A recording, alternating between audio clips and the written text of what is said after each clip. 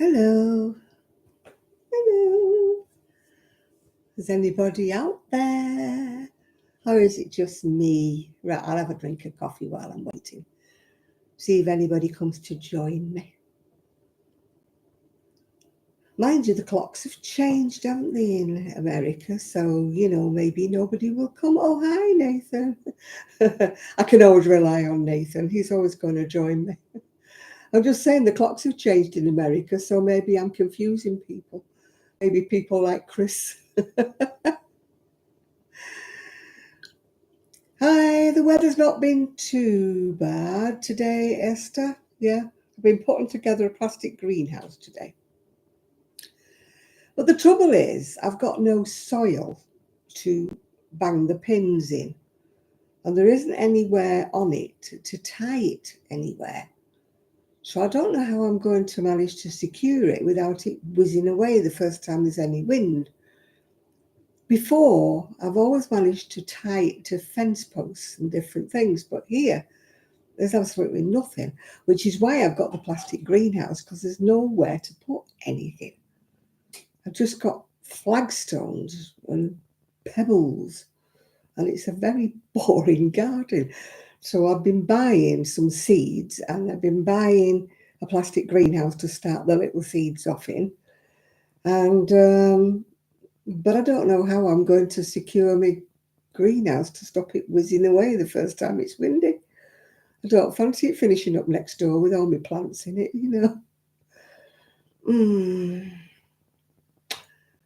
My niece is coming tomorrow. I'll see if she's got any ideas. I was digging underneath all the pebbles to see whether it's soil underneath the pebbles. It's come with like hoop things, that you knock into the ground to hold it down. My other greenhouses in the past have always come with ties. So I've tied them to the fence posts. But there's nowhere here to tie it to. I could tie it to a drain pipe, I suppose. Hi, Linda. Yes. I'm just talking about my greenhouse, Linda. I managed to put it together, but I don't know how I'm going to stop it from whizzing into next door when it's windy. I'll have to have a think. I don't really want to put a hole in the, the plastic covering to put some ties through. But it looks as though I might have to. So I can actually tie it to the drain pipe, at least on one side. And then if it moves, it'll only spin like kind of sideways. It won't blow away. How do people manage with plastic greenhouses when they don't have any garden? Anywhere to peg it down to? I've got my little trowel. Do you know I had to sign that I was over 18 for a trowel and a fork? I mean, are they lethal weapons of mass destruction? Yeah. Oh, my friends just mentioned me in a comment. Oh, hiya, Marsha. How are you doing? Yeah. I'm talking about the perils of a plastic greenhouse and how you peg it down when you don't have any soil. When all you've got is flagstones. Hi, Sean. You can do my dishes if you want. I haven't done mine yet. Hi, Helen. I'm doing all right. Yeah, doing all right. Yeah. The gaps between the slabs, they're concreted. I've had a look. Whoever did this, well, not a garden, whoever did this yard made a good job of it. That's the trouble. There's no gaps between. I looked. Believe me, Nathan, I have looked. Anyway, there's some pebbles over by the garage. Hi, Chris. Some pebbles over by the garage, and I'm going to dig down and see if there's any soil underneath those pebbles. I looked at the ones near to the house, and pebbles laid on top of concrete, so that's not much good.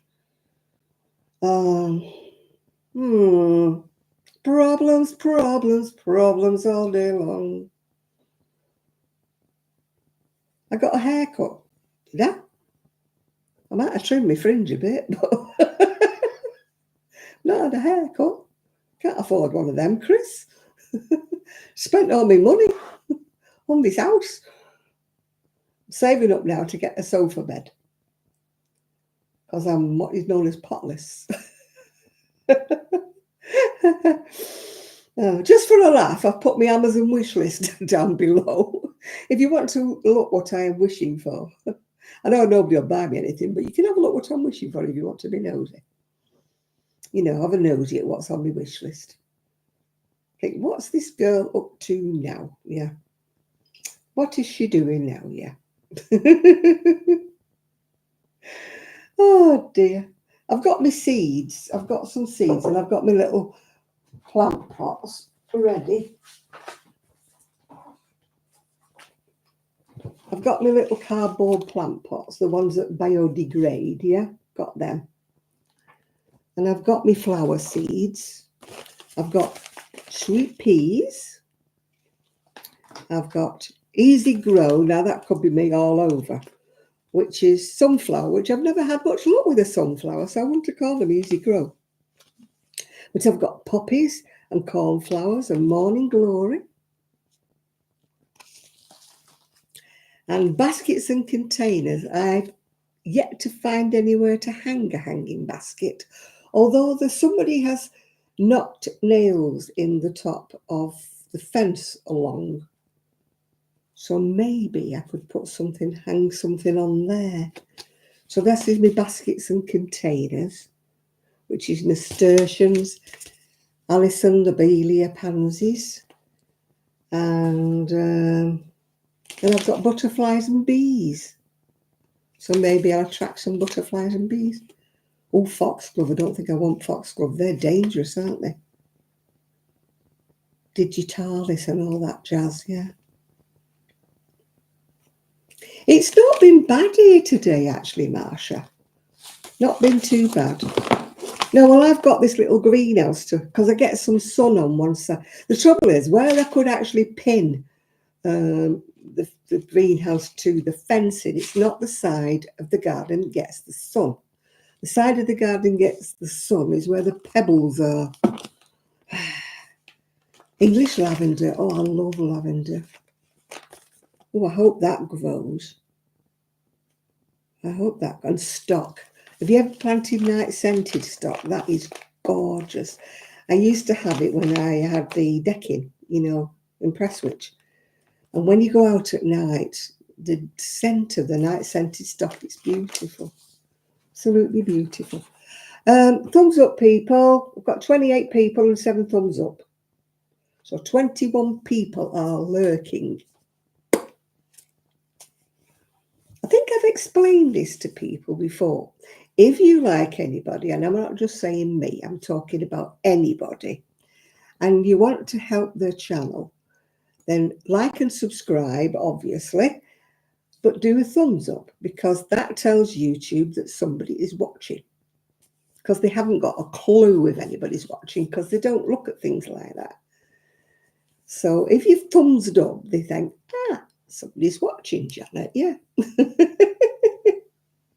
You don't mean to lurk, but your hands are full. Well, unhand your hands, yeah. I'm reading a book at the moment. Surprise, surprise. It's actually Zandra Rose, Iconic, telling her life story. It's funny, all these designers start off sort of almost living in squats and things. Maybe that is where I went wrong. I've never lived in a squat. So maybe that is where I went wrong. That's why I'm not a designer. That's why I'm no good. But I love her clothes. Look at that. Isn't she fabulous? I mean, if you're a bit conservative, you probably won't think she's fabulous. But I think she's fabulous, yes. I love anything like that.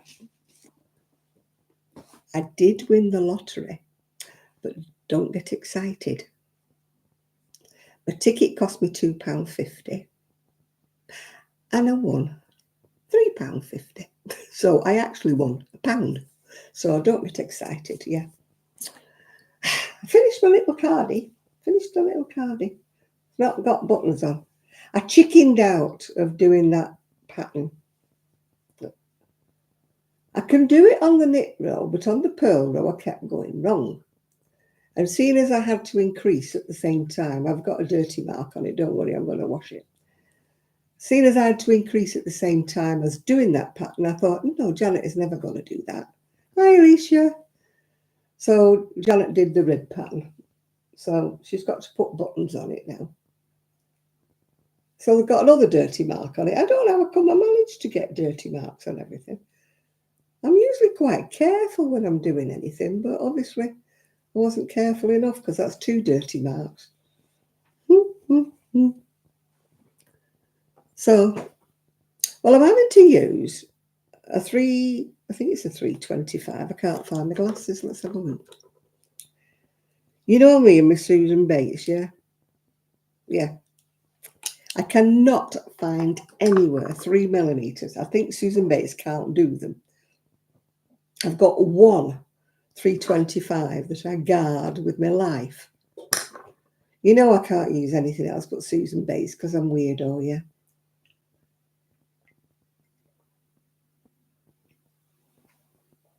Excuse me, I'm having a drink. So I found in the garage, you know, I can only open one bag at a time. Found in the garage some 4-ply cotton. So I must have decided I was going to start at some stage and never got it finished. And now I don't even know what I was doing, so it's going to have to come back. So it's probably a nice pattern, but I can't remember what it is. Hi, Munchkin. I'm just talking about I found a pattern, but I don't know. I don't know what I was doing, which is quite part of the course, isn't it? I never know what I'm doing. Why am I attached to a ball? This is lovely cotton, by the way. I don't think they make it anymore. I'm just hoping I've got enough. It's Peyton's Classic Cotton 4-ply. This is actually from when I had the shop. So that's going back a bit, isn't it? Going back some while, but it's cotton. So I've got bits of crochet in here. Oh, it's lovely and all. I don't even know what I was doing, and it's so pretty. Oh, well, it's going to have to come back because I don't know what I was doing, and I don't know what the pattern was. You wonder what it was? Yeah, I wonder what it was as well. It was obviously something I started many, many years ago, and I haven't got a clue. And all my cotton is now in a great big lump. So I'm probably going to be sat here now trying to unravel it forever and a day.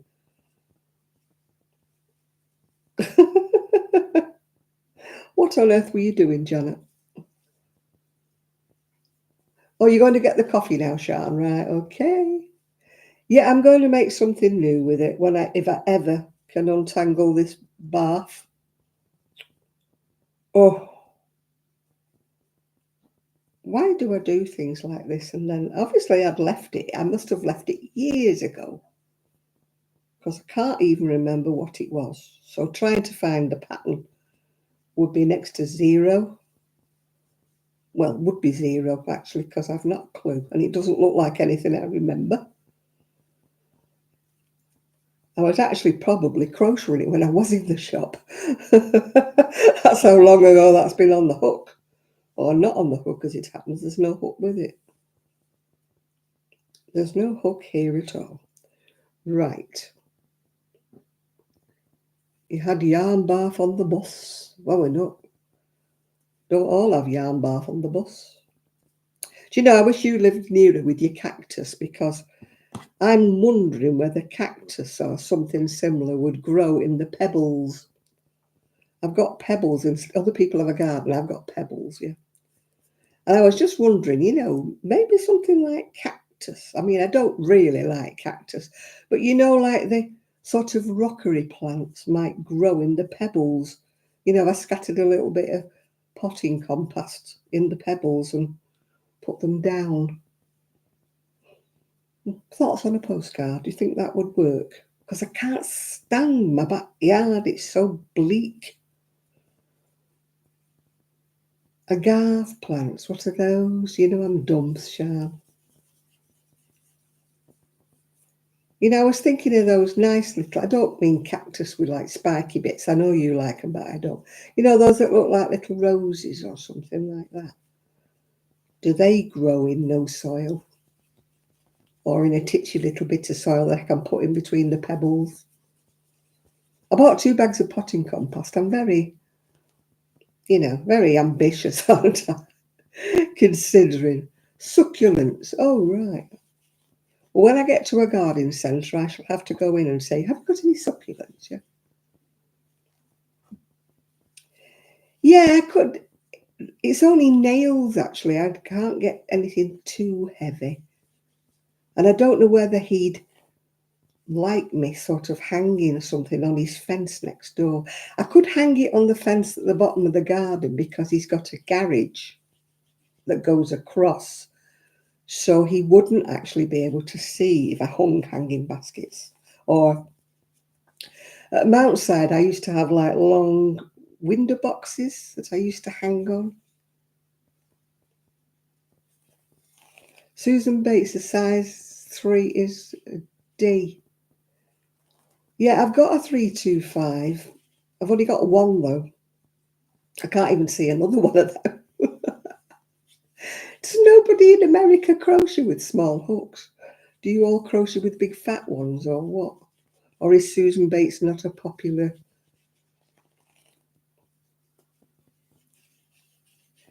Yeah, I've got some little, well, they're not big pots. I'm going to eventually get some nice pots when I get some money. What is that? I've just got me council tax, you know, so I've got to start paying that. Then I've got me electric and me gas and me internet and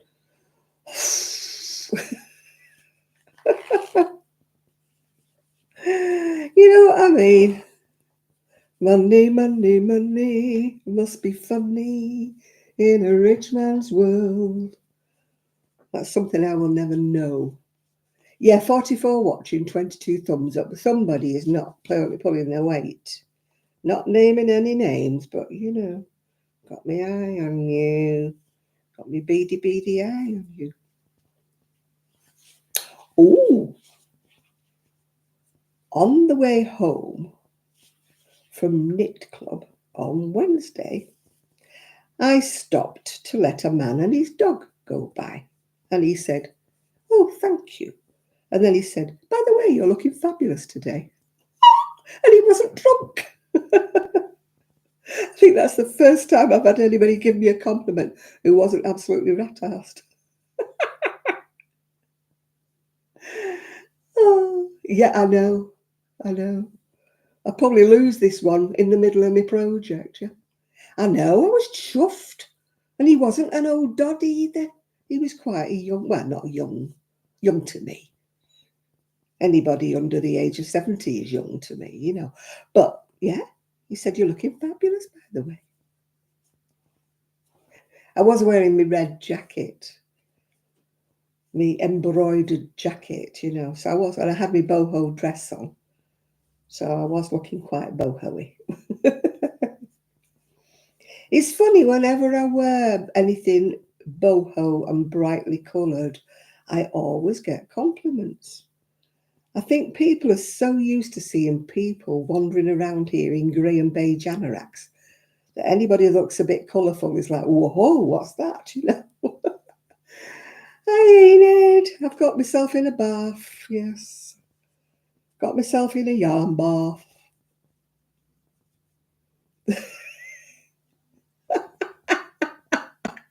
Look at you, Munchkin, look at you. I still haven't seen the guy next door, but the people on the other side of him say that they can see him in his conservatory and it's rigged out like a gym. So he's there in his shorts on his, you know, walking machine and stuff like that. And I said to them, "I haven't seen him." And they said, "Aren't you lucky? We have to look at him every day." Oh dear. You've got your hair pink and blue. My hair's going blonde again tomorrow. My niece is coming tomorrow. And she said, her husband's coming as well, Marcus. I haven't seen him for a bit.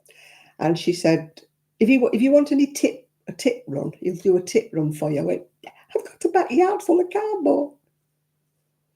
Why is it Amazon give you a box the size of I don't know what if you've only ordered a mascara, you know? So, yeah. I wish I had enough courage to dye my hair a colour. But I might look a bit Mrs. Slocum, you know what I mean? From how you're being served at my time of life, you know. I think, you know, if you're young, you can get away with brightly coloured hair. Hiya, Lizzie. You're knitting a pumpkin. Woohoo! Yeah. Oh, look at this. Why did I decide to use this? Yeah. Well, my hair's grey. Look at the state of it. I'm not ready to be grey. I might be nearer to 80 than 70, but I'm still not ready to be grey. In there, I'm still 21, you know. Well, perhaps not 21, about 50. You know. My back's not been right since I got cold in that cafe. We've decided we're not going there anymore. It's cold anyway. And then they keep leaving the door open. My friend's been in bed ever since with her back. So we decided we're not going there anymore. They can't warm it up, we're not going. Oh, I found an end. Oh.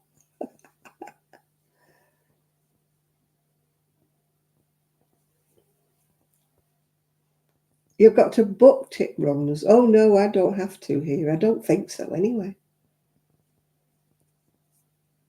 There's nothing wrong with going grey if you want to go grey. I just don't want to read it. It's a preference. I'd love to be silver. You know, that white kind of grey. I am at the sides, but at the top it's dark grey and I don't like that.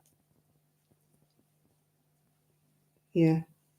I'd love to be that beautiful silver grey. I'd love to be that colour. I am at the side. You can see it. Ooh, it's there. It's white at the sides. Oh, hi. Hi, Kathy. You found me again. Yay! Like and subscribe, please, Kathy. I need all the votes I can get. Oh, please, come on, thumbs up, people. There's 55 people and I've only got 26 thumbs up. That means half of you haven't thumbs up. If you thumbs down, oh, please don't make my day.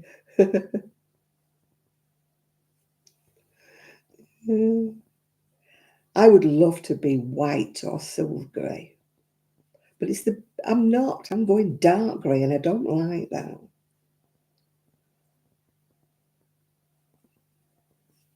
Oh, you're stopped holding the die. Mine's dropping out, so I haven't got much to hold the die with. Oh, thank you, Alicia. I'm glad you did your thumbs up, yeah. I always do a thumbs up when I'm starting to watch people. Unless, of course, I really hate the video and then I don't say anything. I just don't leave a thumbs up, yeah. My week's been great so far, yeah. My back's been poo, but that's by the by. We don't talk about that, do we, you know?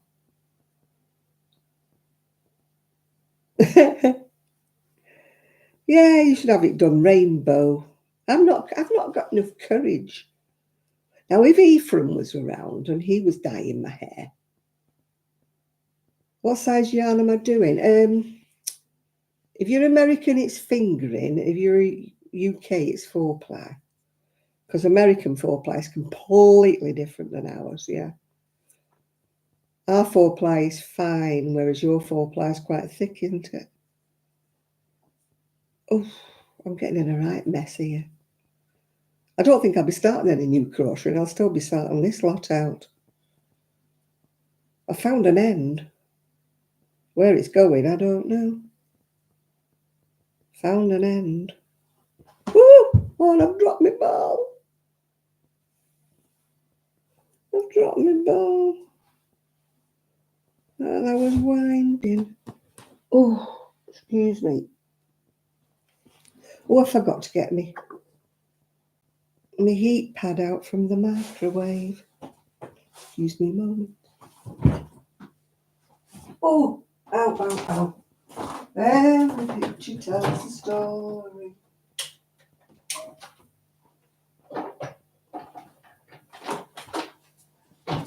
And my little cabinet behind is absolutely full now because I've got lots and lots of herbs and spices. Well, not herbs. I'm not a herb person, but spices, yeah. And you can see behind me, oh, there. It's full of Worcester sauce and other kinds of stuff. Hot pepper sauce. He's cheeky, is your G. Tell G, you're a cheeky boy. I'm old enough to be his great grandma, so tell him to behave, or I'll come over and give him a slap.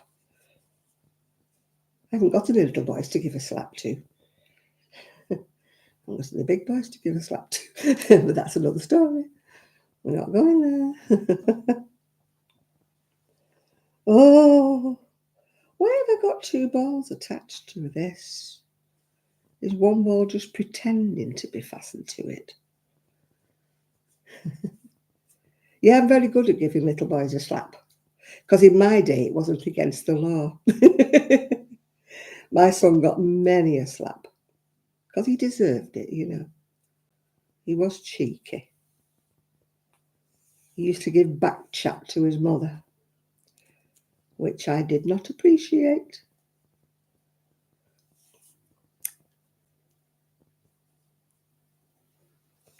You know, if I told him to do something, he'd say, oh, go on, mate me. He used to rile me up, something shocking. It's a matter of personal choice. I never condemn anybody who wants to be grey or pink or purple or green. It's just a personal choice, isn't it? Whatever people want to be, let them be. I'm a very sort of laissez-faire sort of person, you know. You know, most things get, you know. The only thing I don't like is like bad language and things like that.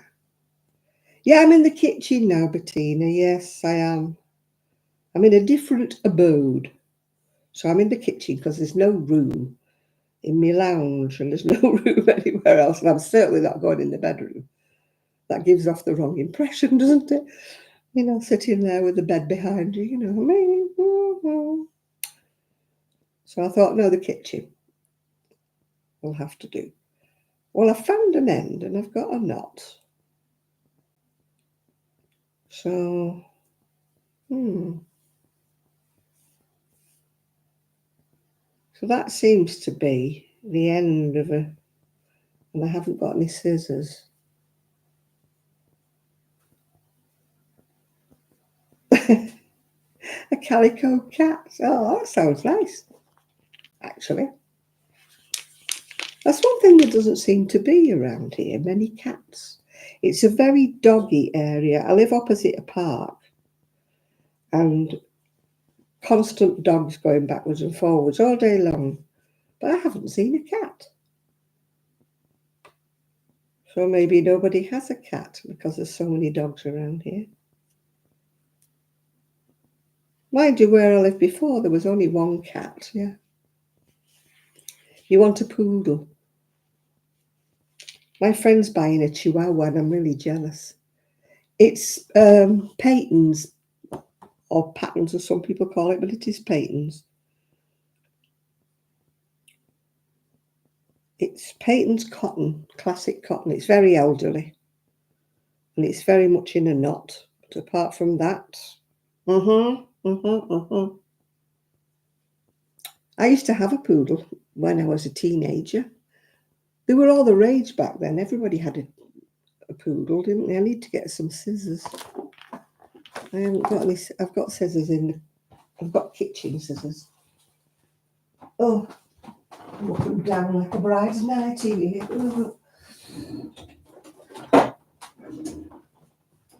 Oh, my goodness me. Oh, sugar. Oh, you got a poodle as well, do you, Mimi? Like I said, I used to have a black poodle. She was called Sherry. I didn't call her that. She was called that when I got her. She was the runt of a litter. Her mum was called Brandy, and her sister was called something else, yeah. Yeah, the poodle. I love that poodle. We had her till she was 14, I think. Something like that. She went blind, though, in the end, unfortunately. Poor little sausage. Apparently it's a trait with the poodles going blind.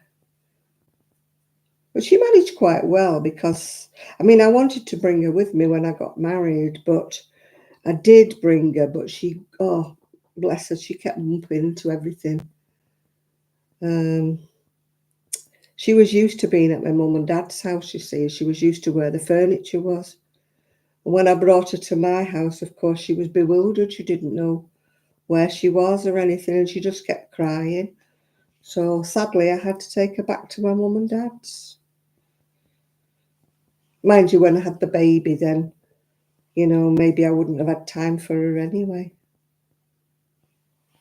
I mean, I would have never got rid of her just because I was having a baby, but, you know, maybe I wouldn't have had time to take her for a walk and things.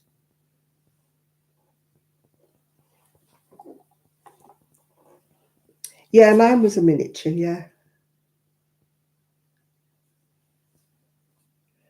There's somebody on the seafront here that has a full-size poodle. They look huge. Yeah, it's a shame when they go blind, but apparently they manage if you don't move the furniture. And the thing was, you see, I wanted to bring her with me, and of course it was a brand new house that she didn't know anywhere was. She didn't even know where she was in the garden or anything. Whereas at my mum and dad's house, I mean, luckily she died before they actually had to move. When I say had to move, it sounds like they were evicted. The shop they were living in got compulsory purchased because they were building an Asda. Very sad it was. It was their home and everything. And they got nothing for it. When they compulsory purchase in the UK, they just don't give you any kind of money. They just give you peanuts. And they just say it's worthless. Well, it is worthless when they've condemned it as being in the way of a road, you know. But there was nothing wrong with the house or the shop. But yet they only gave us... Well, when you think about it, like my mum had the business and it was her home as well. So they only gave her like one lot of money. So it was like money for the shop or money for the home. So it was really bad. I felt really bad for them because, you know, they lost their home and the shop. And they only got money for one thing. And it wasn't even properly money for that.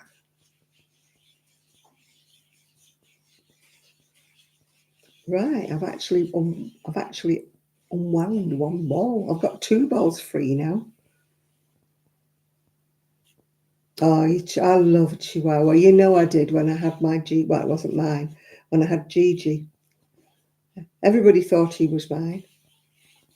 Oh, that little dog I follow, you know, the Staffy. She died. She was 20 years and 10 months. But he's adopted another one, Raymond, and he's 16. I mean, he's so brave adopting an old dog like that. Yeah, another Staffy called Raymond. You know, I don't think I could adopt an old dog like that. It's devastating when they pass away, isn't it? Yeah.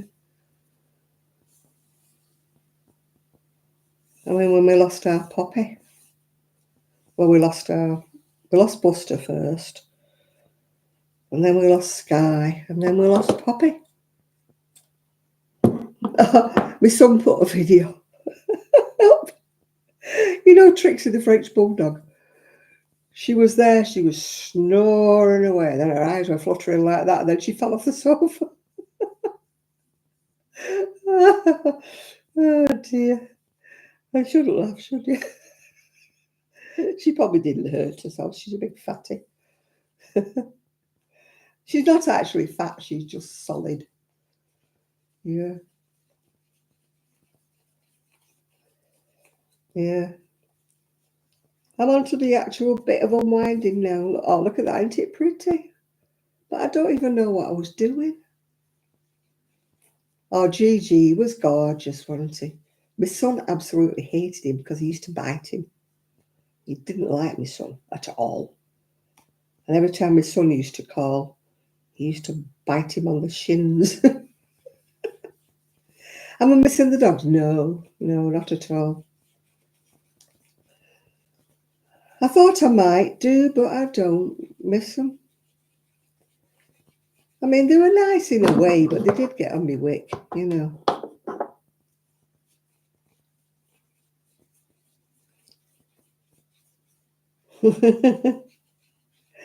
Yeah, it was so funny when Trixie fell off the sofa. Oh dear. I don't like cotton wound like this, but I've got a winder, but it makes a noise if I put it on. You know, while I'm talking to you, it'd be going.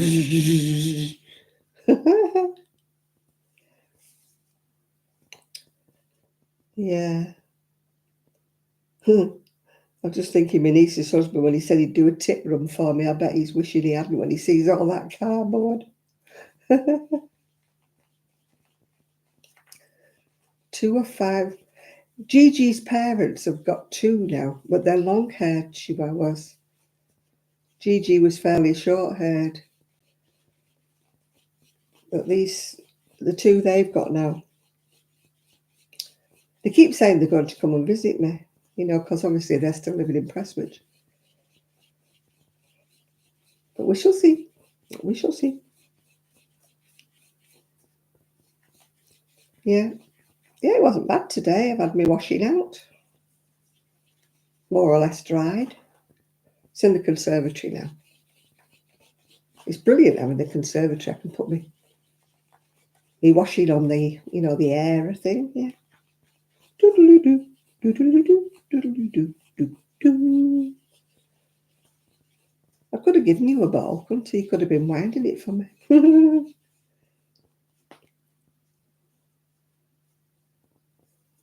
Oh. Why, what have you done there, Janet? Split a stitch, haven't you? I hate it when I'm unravelling something and I find out that I've split a stitch while I was crocheting. And then you find it, look at that, all that I'm having to undo. Never mind. Keep going, you fool, keep going. I can't even remember starting it. And I certainly don't know what the pattern is. Your hands are on fire. Oh, it's my feet last night. The bottom of my legs and my feet were absolutely. I know, Chris, but I can't remember what it is. And I don't know what the pattern was, and I don't know what hook I was using. So I have to bite the bullet and unravel it, otherwise it'll just get left. Left and left, so I might as well turn it into something else. So I'm just not looking at it, yeah. Use it for a doily. Oh, dearie me. You remind me of Sheila with her doilies. Or she calls them mandalas, doesn't she?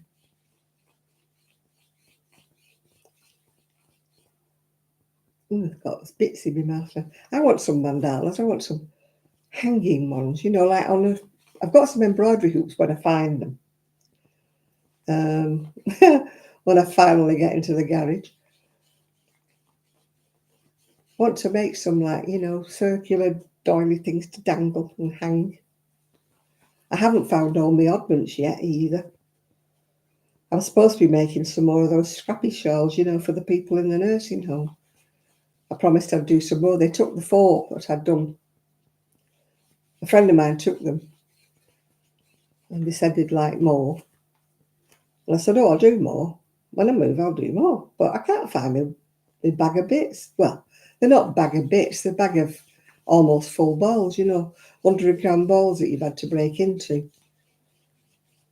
So I made 5. I've kept 1 for myself and donated the other 4. But I can't find the bag. I'm going to take a photograph of that garage. 1 or 2 people at Knit Club have said, oh, we'll help you. I said, you don't know how many bags are in there. They probably think I've got half a dozen bags or something. Not like 25 or more. The garage is just like stacked full of laundry bags. It's just a joke.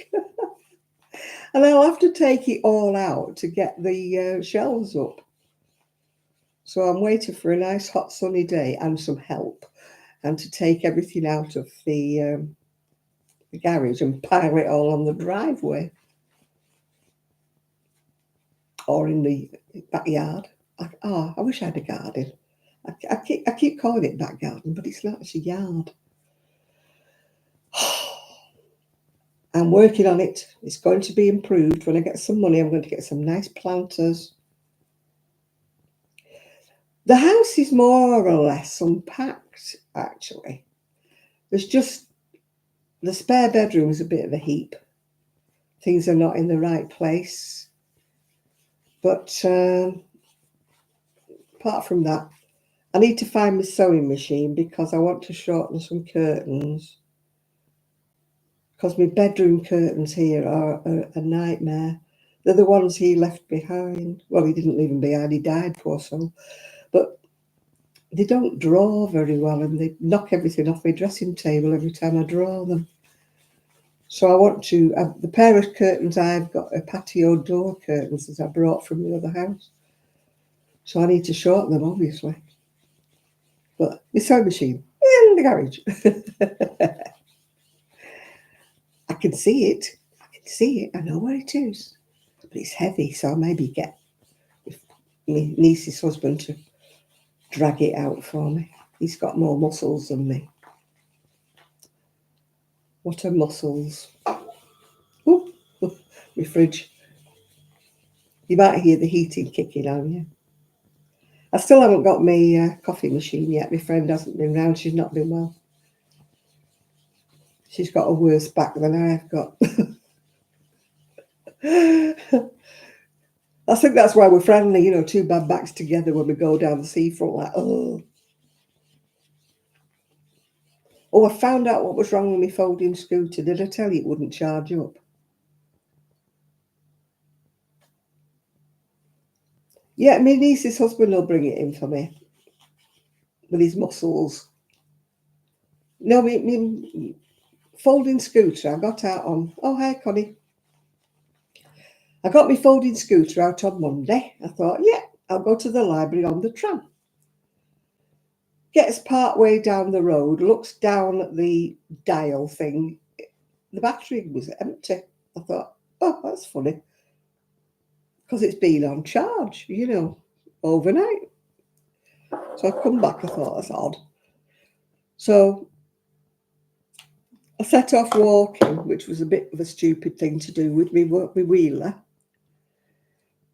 And halfway down the street, I thought, this is not a good idea. Your back is killing you. Go back. So I didn't go to the library. So anyway, I put the mobility scooter on charge. Didn't charge up. And I thought, oh, blimey, please. So I went online and I thought, well, I'll invest in a new charger. Hope that it's that. Anyway, it was. The charger was not charging. So I was thinking, oh, please, not another expense, not have to take the scooter in, you know, for repair. I thought it's just all happening at the wrong time, you know what I mean?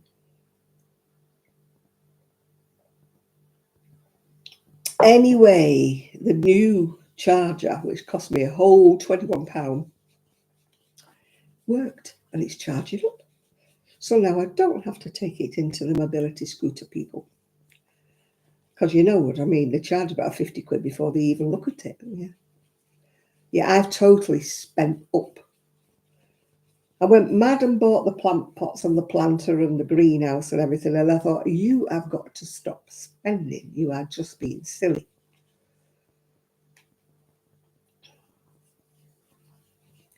A golf cart. Yeah, I could do one of them. I'd like one of those that looks like a motorbike, actually, you know. I could get a set of leathers, you know, with fringe. You know what I'm like. I'm a boho. Anything with a fringe, you know. I love fringing. Who was I talking to? We were talking about, oh, I know it was. Jeanette had gone down to London, you know, from the Crafty Clegs. She'd gone down to London and she was talking about Carnaby Street. And I said, oh my goodness, I used to love Carnaby Street back in the 60s and the 70s when it was in its heyday. I mean, now it's just a load of tat. But back then it was all boutiques and, you know, even Vivian Westwood and Zandra Rhodes, they used to have shops in there. And I used to have suede waistcoat. It was all in squares and they crocheted in between. I didn't do it, I bought it. Crocheted in between all these squares. And it had fringe, you know. And then I used to have loads and loads of cheesecloth. I loved cheesecloth with the embroidery. But of course, being cheesecloth, it just fell apart in the end. It just rotted. But oh God, I used to think I was the bee's knees in the embroidered cheesecloth.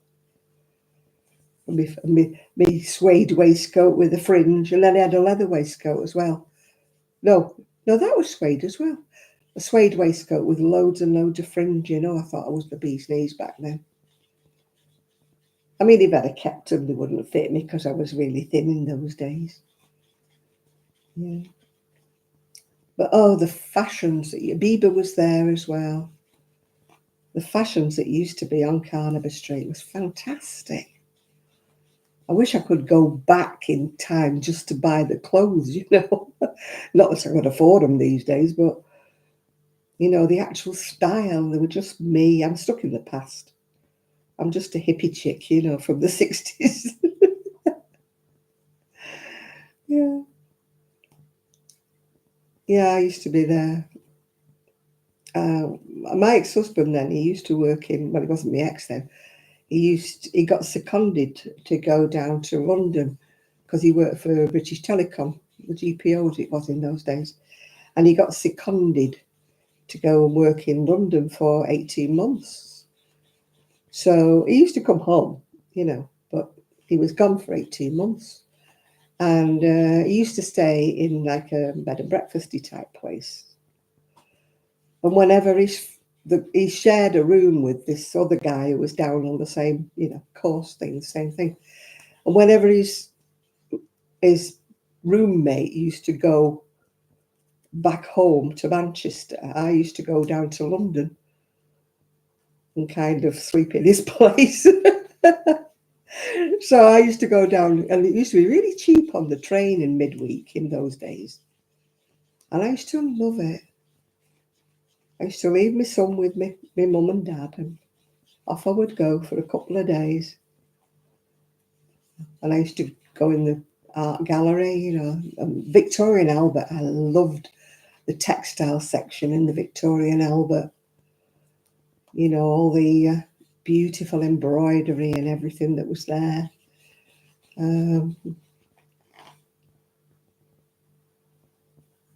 Oh, I like retro. I would love to have cheesecloth again. I wish I could embroider. I can't. I'm absolutely... My aunt would be disgusted with me because she taught me when I was a child how to embroider, but I'm absolutely useless. I embroider like a chimpanzee with boxing gloves on. You know, I've just not got the knack anymore. I can't hold the needle anyway. My fingers just don't work, you know. I have trouble enough sewing up woolens. I'd love to be able to sew and stitch, but I've no patience. I'd love to do quilts and things, but I've no patience. It's, you know, you have to really dedicate yourself. It's many, many, many, many moons and hours and years to do a quilt. And I just don't have the patience. Yeah. It's the same with embroidery. You know, I love it, but I've no patience to do it. Yeah. I was looking today online for patterns. You know, I spend hours on Etsy and Ravelry. Don't buy anything, but I spend hours looking at patterns. And there was all these, on Etsy, there was all these vintage, you know, like the Tyrolean type cardigans, you know, that was all bubbles and that with embroidery on them. And I'm like, oh, they're so lovely. And I didn't buy them because I knew I wouldn't do them. I'd do the knitting, but the embroidery wouldn't get done. Yeah. Oh dear. I love retro. I've still got 2 skirts actually left from when I don't know if I've still got one of them. I've got one, definitely. From where I bought in Carnaby Street back in the 60s. I've got one left. Bright pink candy stripes. Wrap around. That's probably why I never got rid of it, because when I got bigger it still fitted because it wrapped around instead of fastening. I was really annoyed because the first time I wore it, somebody burnt 2 holes in it with a cigarette. And it was like seersucker material, like nylon, and it just went. I was so mad. You know, they walk around with a cigarette like that and burnt my skirt. I remember when somebody burnt my blouse sleeve. I had a beautiful blouse. It was big sleeves back in the day. You know, the romantic era, if you remember it.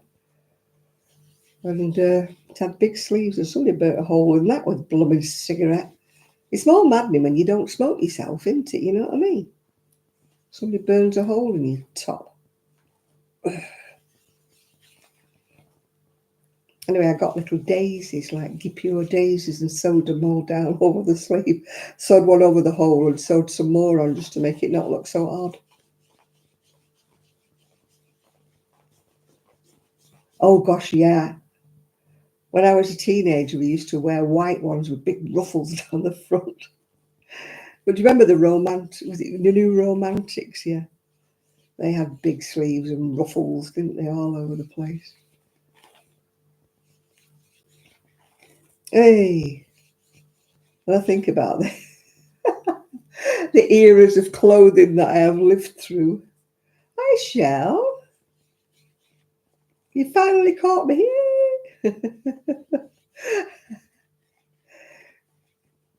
Oh, gosh. I've nearly unpicked it. I was unravelling it. I found a top that I must have started when I had the shop. Yeah.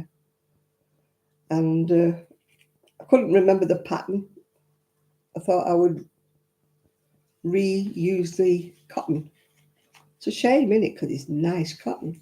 They don't do it anymore. So I've now got, see, look, nearly gone now, Chris, nearly gone. Oh, Lawrence Llewellyn Boyd. Oh, he was a twitting, wasn't he? Well, he is still a twit. Some of the things he used to wear. I tell you what, if he'd have done my house up, I'd have killed him. He used to, and he used to do that. Makeovers for people. You could see they didn't like them, couldn't you? They used to go, yeah. When they used to say, and your designer for the day will be Lawrence Llewellyn Bowen, and the faces used to go, oh, anybody but him. I tell you. Oh, I've got more cardigans than you can shake a rat at, honestly, Shell. I've got 2, you know, those rolling clothes rails? I've got 2. with my woolies in, and then I've still got some on top of the wardrobe. Got more woolies than you know what to do with.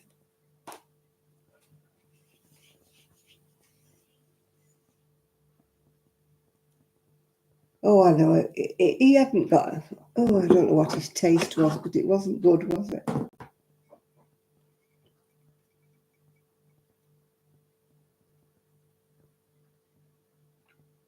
You see some houses online, don't you? And they'll say, you know, this house is for sale for so many thousand, and you're thinking, oh, that's cheap. And then you go inside and it's like purple all the way through. Or oh, there was another lady, it was lime green everywhere and that. Right, I'll show you my pattern. I've done it before. I've got it in black, actually. It's not a new pattern. It's an oldie, a golden oldie. Oh, if you like old patterns, by the way, I was on Serda. I've got a web page and it's called Serda. I think it's called Heritage. And they have knitting patterns and crochet, but knitting patterns mostly. Even from the 1940s, if you like vintage. They've got all of the era of their knitting patterns. I think they're £3.50 if you're in England. But they would go to America because, of course, they're digital. So you could probably order them in America. But they all seem to be about £3.50, which is probably about $4 something. But having said that, I was looking on Etsy today, just browsing at patterns. I didn't buy anything. And some of the patterns on there, some of them are £10. And I'm like, £10 for a paper pattern? I thought, no, I'm sorry. They're not worth that much. I'm sorry, no matter how good they are, they're not worth £10. £8, £7, £10. I thought, phew, no, I'll stick to my vintage patterns at £1.25, yeah. They probably are if you know where to look, Enid, you know.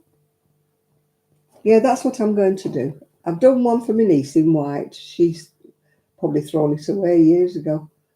And I've got one in black, but I'm going to do this one in red. I'm going to do it in red. If you like the pattern, you'll probably get it probably on Etsy somewhere, because Etsy has everything, doesn't it, in vintage, yeah. Right, back. Oh, they did counted cross stitch. Yeah, I can remember doing it when I was young, when I had the eyeballs, you know, the fingers. I didn't do anything big, I only did little things. They were done on that Aida. I always want to call it Aida for some reason or other. Right, now my hook is a 325 instead of a 3. So what size should I be doing? Because I'll have to do it. It's going to come out a bit bigger, isn't it? Because it's a 325 instead of a 3. Not much bigger, but it's going to come out a bit bigger. Oh, there's only 3 sizes. Oh, 16 to 18, 38 to 40, but it comes out at 44. I don't want it that big. Maybe I'll try the middle size, which comes out at 40, because my hook's bigger. So it's going to come out bigger than that, isn't it? Now it says it wants 9 50-gram balls, and I don't have 9, so it may have to have short sleeves. Never mind. Right, okay. 123 chain.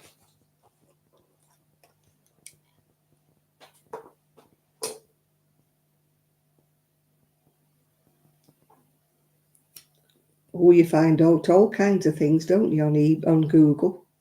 How many have I got? 1, 2, 3, 4, 5, 6, 7, 8. Oh, I've got 9.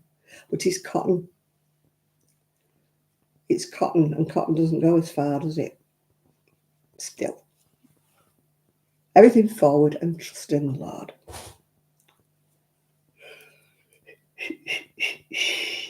I don't wear short sleeves.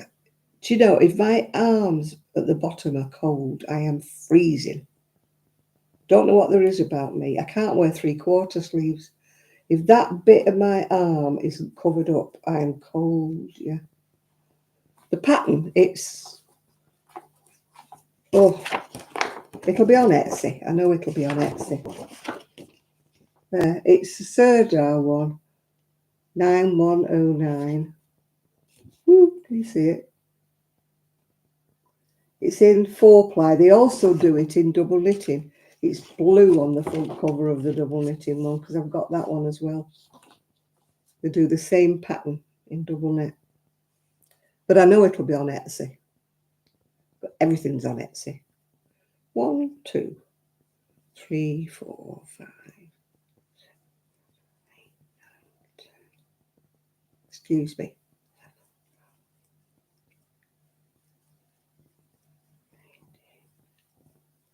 I would have done this before, but of course I haven't got the yarns.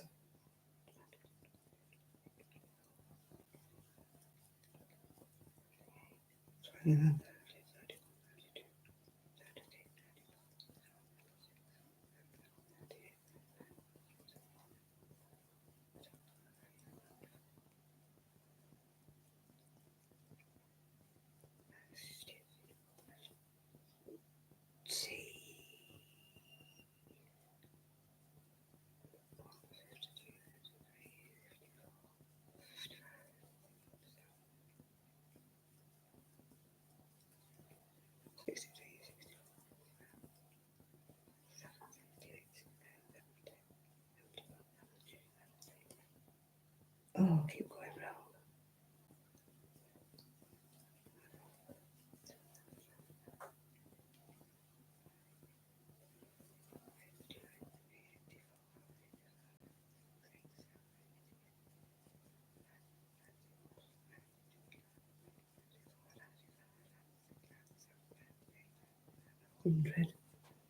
How many on?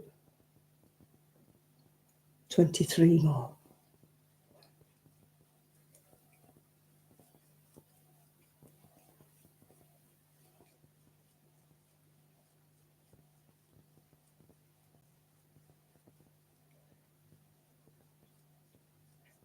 Yay! Oh, that looks massive. Massive, massive, massive. Oh, I can't wear 3/4 sleeves. I don't like my arms being cold. That looks huge. Maybe it'll go in a bit. It looks huge. What have I got to do now? Do a treble all the way to the end. Right, okay. I can do that. Oh, God, a lady at Knit Club said to me, I've done my chain. What do I do next? And a chain was that twisted. I don't know. It was all uneven. It was like a big loop and a little loop and big loop. I know when she was learning, but... And then it was all twisted. I couldn't even do the first row for her because she twisted it round so much. I don't know how she'd managed it. She says, I know you don't like teaching people. I thought, well... But bless her, I mean, I think she's got a bit of Alzheimer's going on because she forgets everything. She forgets what she's saying to you in the middle of a sentence. So I thought, teaching her to crochet is not a good idea. But, you know.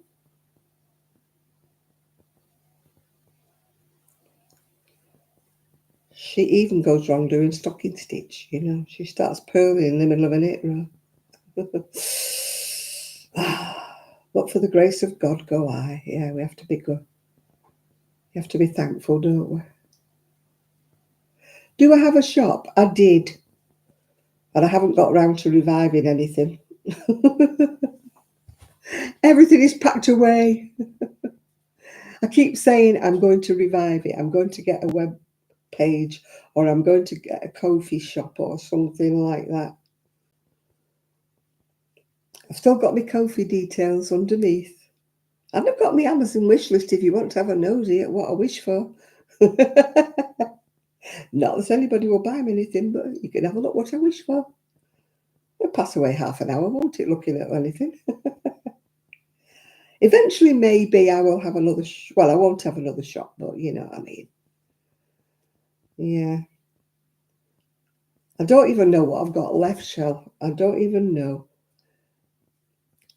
I did sell a pile of cardigans to a lady in America,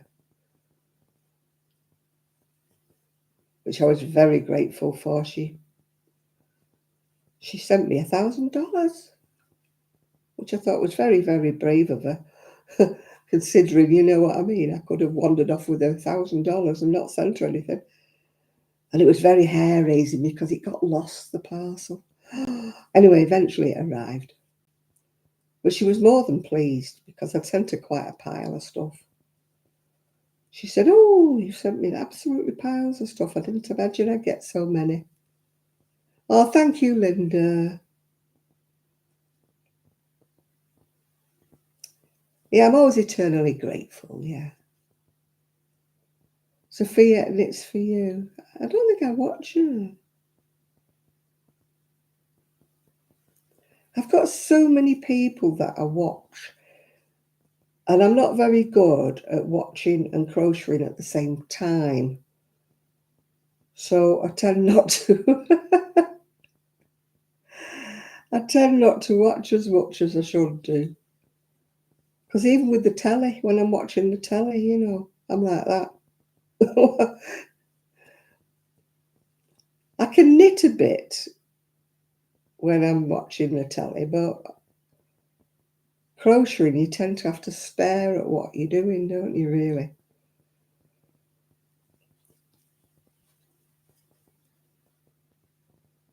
So I really haven't watched as many channels as I should.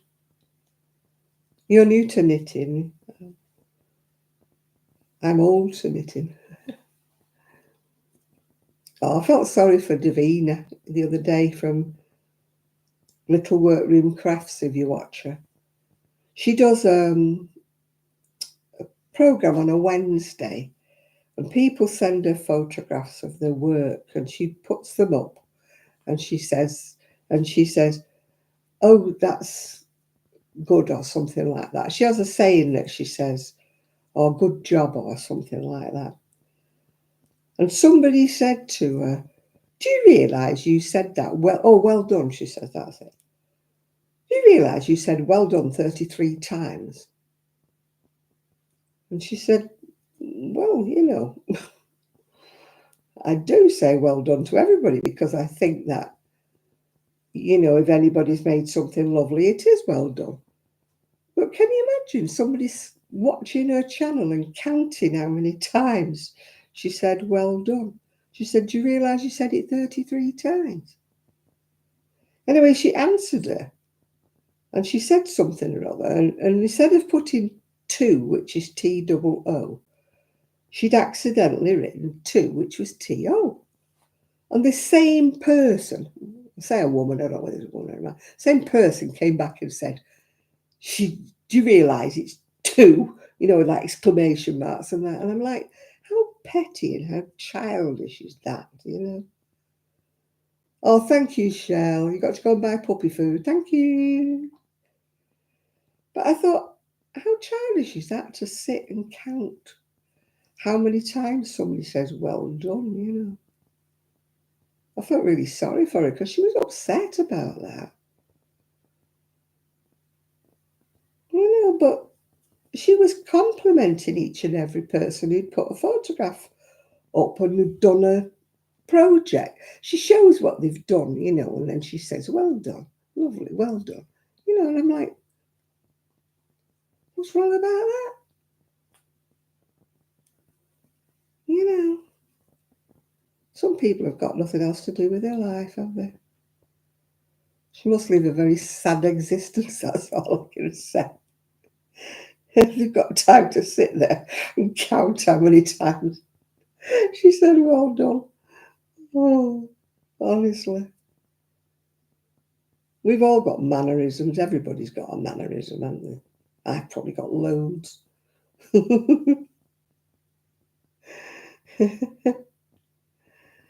Yeah, life's too short, isn't it, to be picky?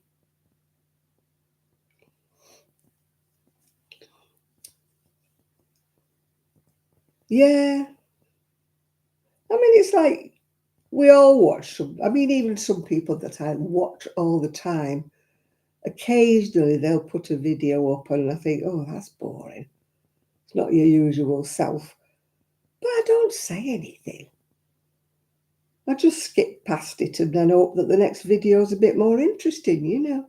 Because everybody has off days and some people's videos are not always on the ball, are they? You know, you watch them, don't you? And you think, oh my God, she said that about 16 times already, you know, get on with it, you know. But you don't say it, because I don't anyway. I think it's impolite, you know. I just stop watching it and go and watch somebody else, you know.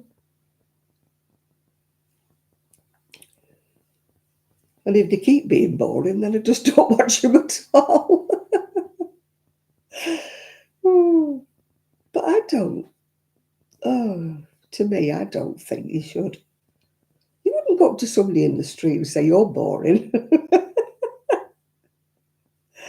You know, or one of your friends who's told you the same story for about 49 times, you know, you're thinking it, aren't you, while you're listening, and you think, said that before. But I don't tell them. Yeah. You just patiently sit and listen, don't you? Because they maybe don't realise they've told you it before.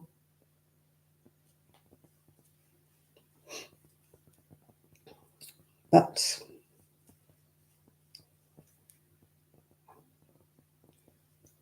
we all have to have patience. Especially with somebody elderly, says me, who's an old fogey. But, you know, it's like when anybody elderly starts talking to me, I always sit and talk to them because I think to myself, I could be the only person they've spoken to all day. You know, you don't know, they might be very lonely.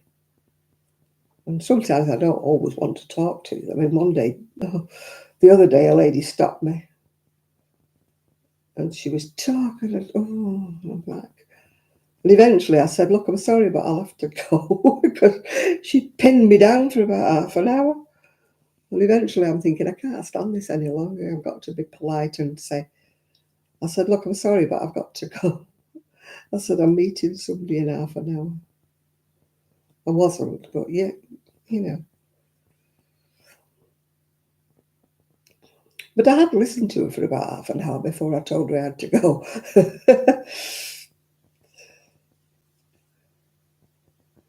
Dee dee dee dee.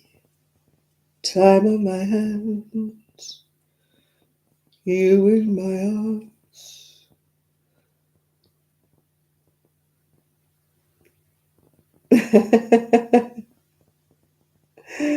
Yeah. Have a great day to all. Yeah.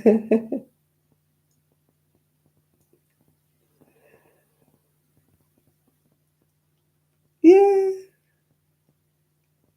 I mean, some videos you look forward to, don't you?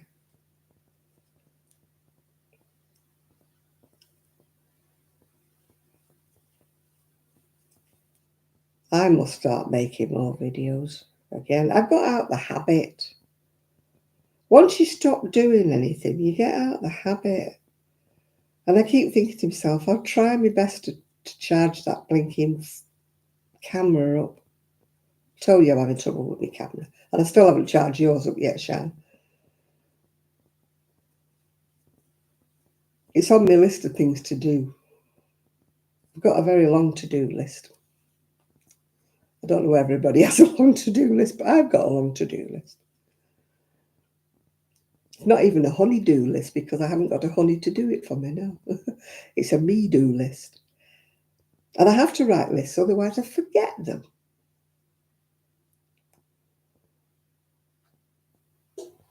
I don't know whether you're all the same. You have to have memo. I need to get a pad for the fridge. You know, one of those wipe over things that you put on the fridge. I used to have one, but I don't know what happened to it. You know, one of those, it's got a special pencil thing and then you can wipe it off. And So when you run out of something, you know, like you take the last butter out of the fridge or something, you can write on it butter, and then when you're ready to go shopping, you can make a shopping list. So maybe I should get another one, although I'm not ordering it. Me and Amazon, you know, honest to goodness, he's here. He or she is here every day. I think I'm keeping Amazon going at the moment. I know I am from all the cardboard that's in the yard. So I think I should stop buying anything at the moment. I want some lovely planters, I must say, but I've got to stop it. I need a sofa bed. When you only win £3.50 on the lottery, that doesn't buy you a sofa bed, does it? You know.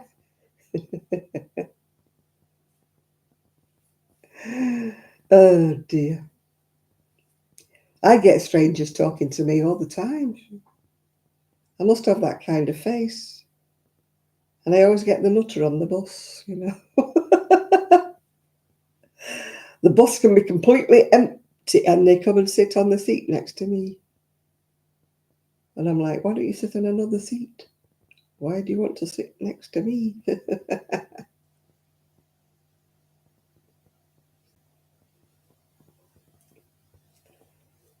I order too much from Amazon, I really do. But the thing is, my local shop really is kind of Aldi or how come have a great day to all keeps coming up.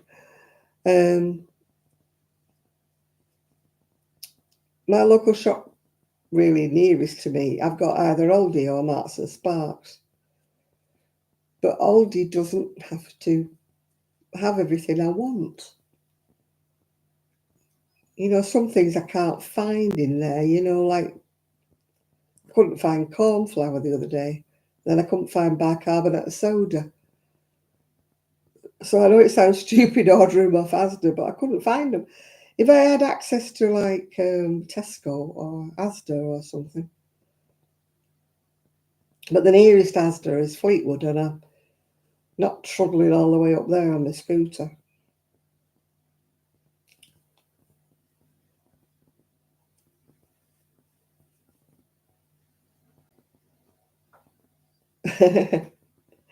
I've got a terrible memory.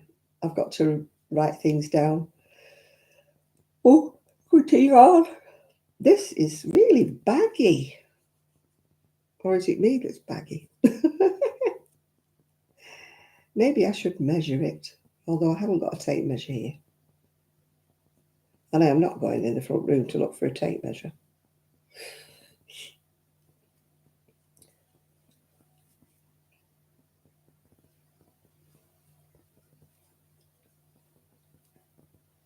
Yeah, I got quite carried away looking at that Sirdar Heritage page.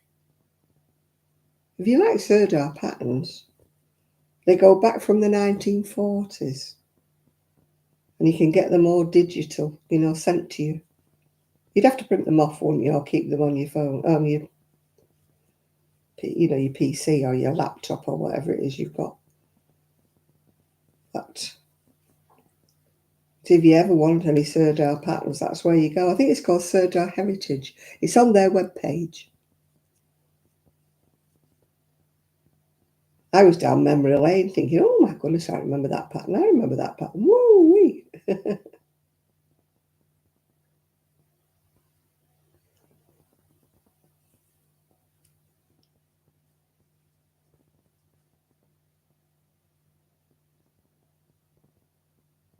Yeah, if you like Sirdar patterns, and if you want vintage patterns, if you've forgotten, you know, you can get one. I mean, they are £3.50. You maybe can get them cheaper on Etsy. But the thing with Etsy is you have to trawl through a million other patterns to find them, don't you? Because they don't have them listed. Yeah, I was down memory lane looking at all the crochet patterns and everything, finding out I've got most of them.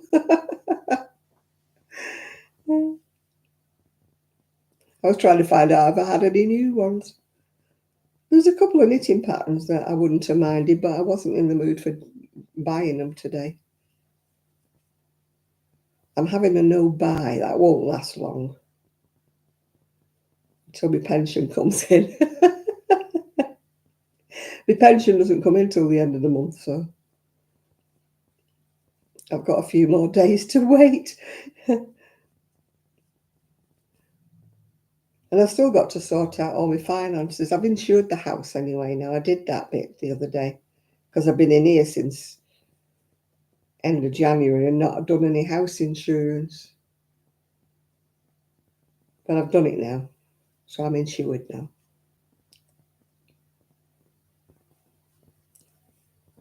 It's one of them things, isn't it? If you don't have house insurance, you know that something might happen. But if you do have house insurance, you never have anything happen and you don't need to claim. It's like sod's law, isn't it, really? It's just something you have to have.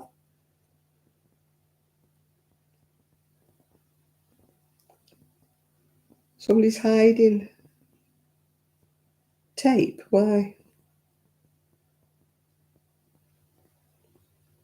Why do you think that, Linda?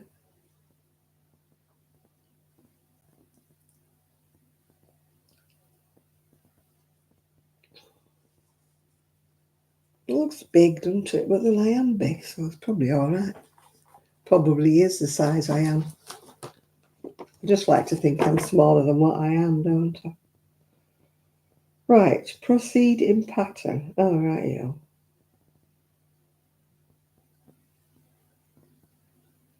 Proceed in pattern throughout. Right.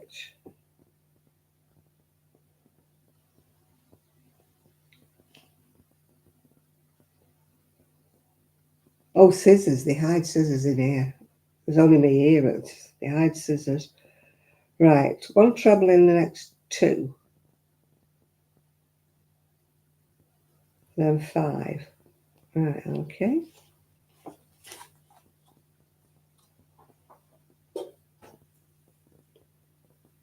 Can't who be blocked?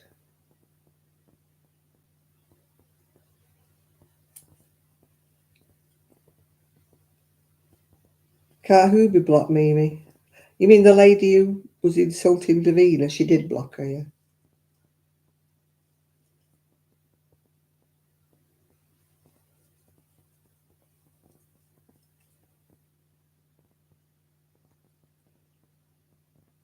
Well, she wasn't insulting her. She was mocking her, wasn't she?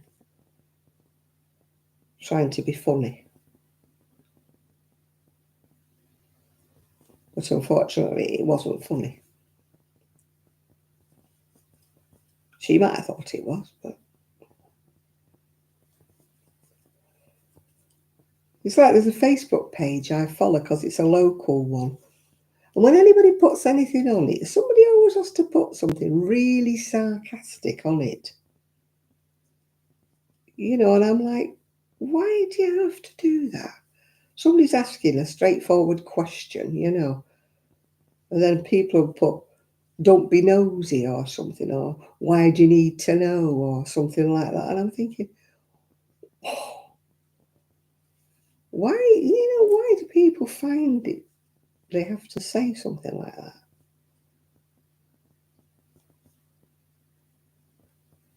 You know, somebody's asking a straightforward question and they get stupid answers.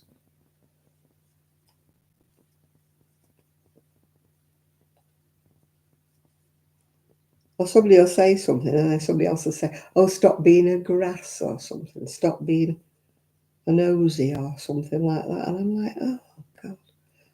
I would never post anything on that page for, because I know somebody would say something sarcastic.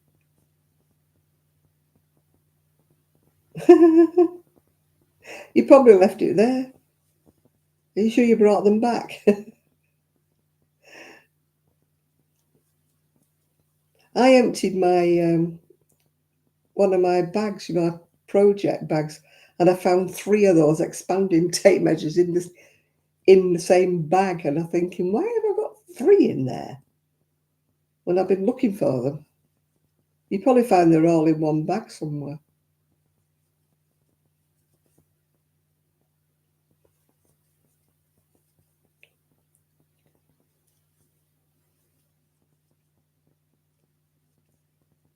It's looking rather slack, this. I'd have been better with 3mm. It's because it's cotton. I've not got my tension straight. It might be better as I go along. It's amazing that 0.25's made a big difference. You know, I'd have been better on the 3mm, but hey-ho.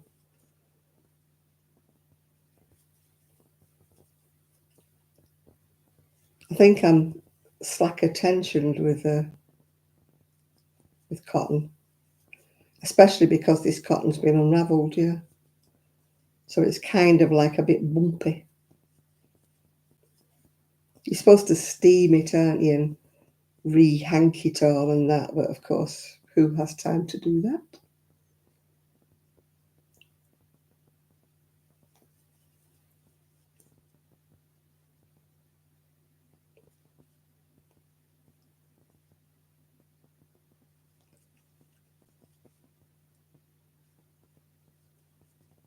My niece still hasn't answered me.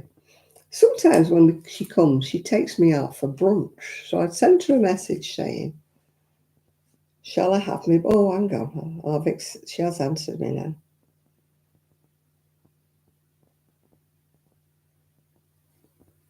See you tomorrow about 10:30. Right. Okay. She hasn't answered me about breakfast, so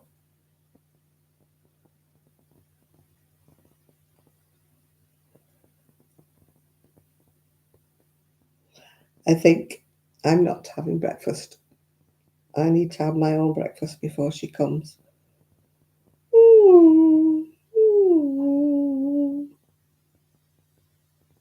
Gosh, how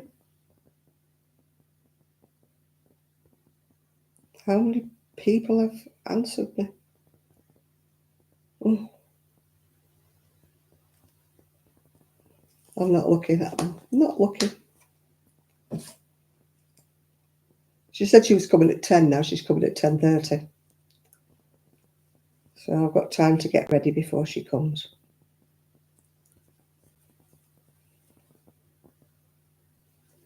I know she's got to leave at 3, so I haven't got her for long, and I want to do my hair route, so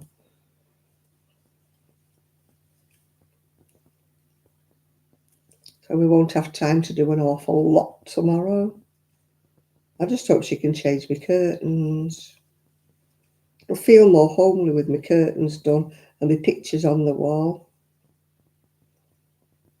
I've not got any pictures up yet.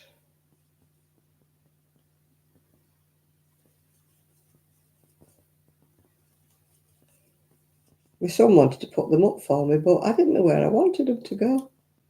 He was like, where do you want them? Where do you want them? And I'm like, just leave them. I don't know.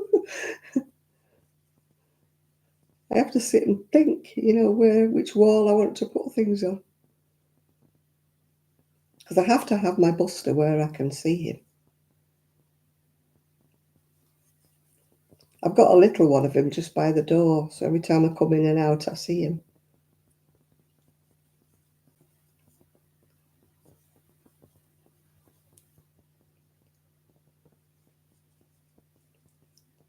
Yeah, I've got a big one. It looks like a painting. It looks like it's on canvas.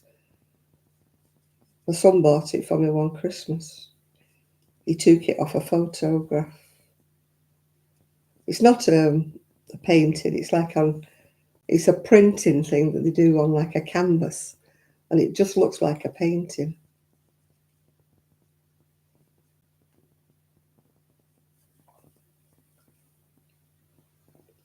He did have a painting done of his other dog, Sky.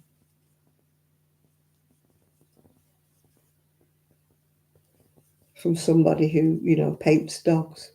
She made a really good job of it as well. But it cost an awful lot of money, so obviously I didn't have one of done of Buster.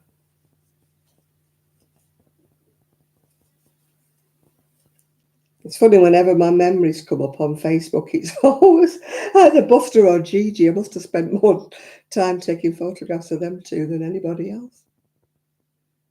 It's either crocheting or Buster and Gigi. There's hardly any photographs like of me or anything like that. I'm not wanting to take in selfies. You know, some people, it's just pictures of them all the time, isn't it? Selfies and that. It isn't with me. I don't particularly like taking selfies of myself. I'll sit on the, on here, but that's different. You know, you're moving about, aren't you? But my selfies, I always look like Wurzel Gummidge or something, you know.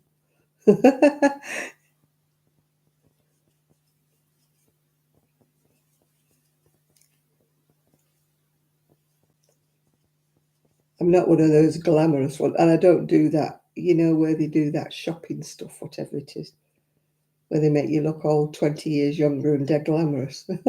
I haven't got them apps. I mean, sometimes I see photographs of people that I actually know, you know, in real life, and I'm like, whoa, who's that? Because they've airbrushed themselves and they've given themselves different noses and lips and stuff. And I'm like, that's not you. What have you done that for?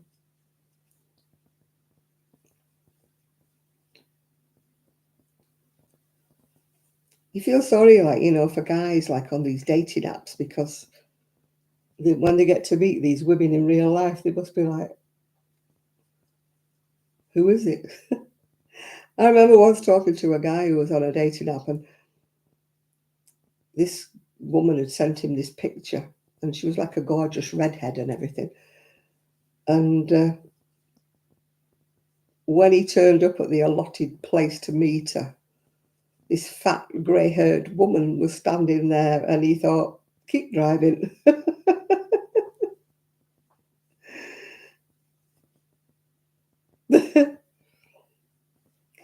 Well, the photo, I mean, I'm pale by nature, very pale. And I've got makeup on that makes me look as though I've got a bit of colour. And I had photographs taken with Jeanette, you know, from Crafty Cleggs, and Karen. And I look like a ghost. I'm so pale. They've got loads of colour and I'm like a ghostie.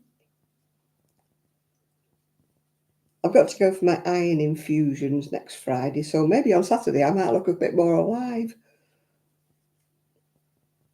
Because I'm severely anemic for some unknown reason, and they don't know why. I've been on iron tablets for ages and they just haven't worked. So I've got to go on Friday to have an iron infusion, and then I've got to go the Friday after for another one. Oh, that looks really baggy. I don't think I like that. It's too open. I'm going to have to find a smaller hook or something.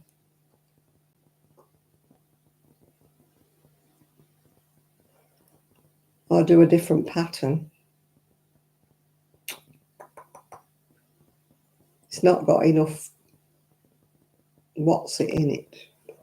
You know, like stretch or whatever you want to call it. It's too sloppy. It's like a dishcloth. It's not helping that the cotton's been undone before.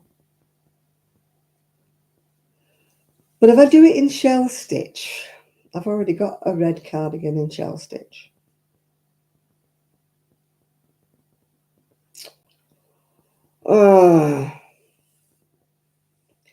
I don't know. Woo. I definitely need a smaller hook.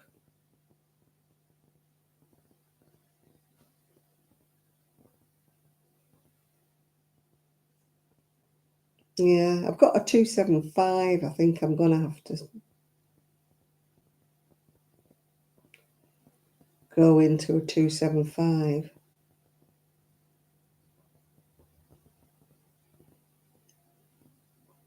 My crochet is not usually this loose. I think it's because it's cotton and it's been unravelled before. I think that's what's making it. It's really uneven and sloppy. And I don't like that. I don't like it. It's going to have to come back again. Going to come back again.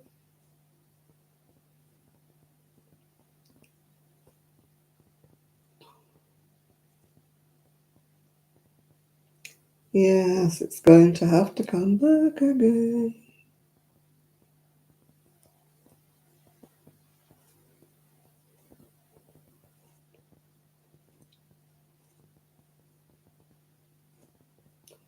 My crocheting is not usually that loose.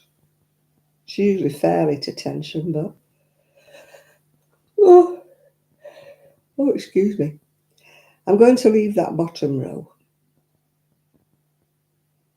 I'll just start the pattern on a smaller one. Yeah, I probably would, but then I'd still have to start using this one, wouldn't I, at some stage? I've got 3 that's been unravelled. I think it's going to have to be a smaller hook. It looks like bad teeth. You know, people have got teeth missing. That's what it looks like. And I missed a stitch there. Have I? Oh, no, I haven't.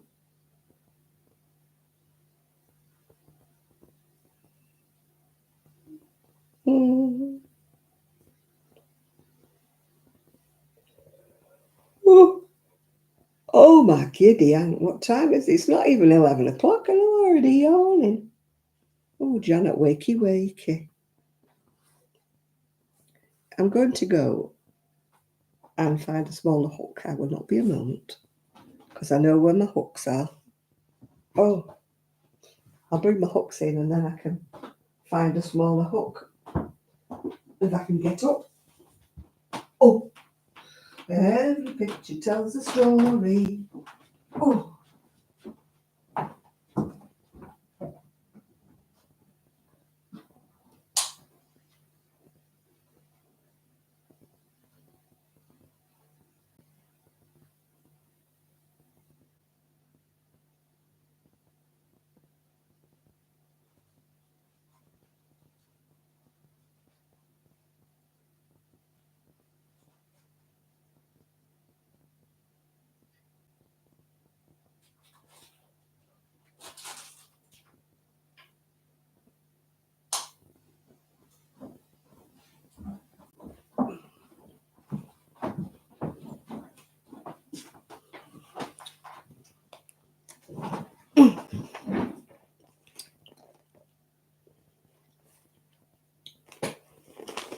I need to get a new one of these. It's falling to bits. Can you see? Breaking away.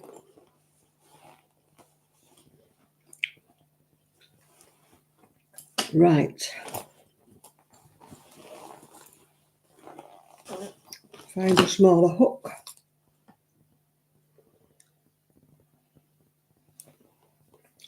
Puts glasses on. Wish they'd make these things a bit bigger. Well, that's a 225. I don't want a 225.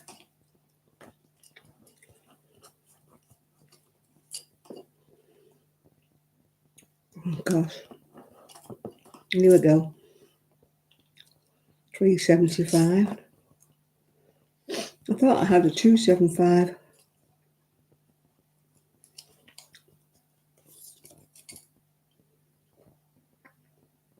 No, it's a 225.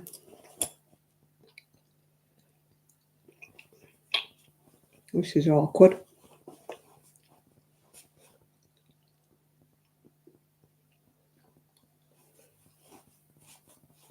I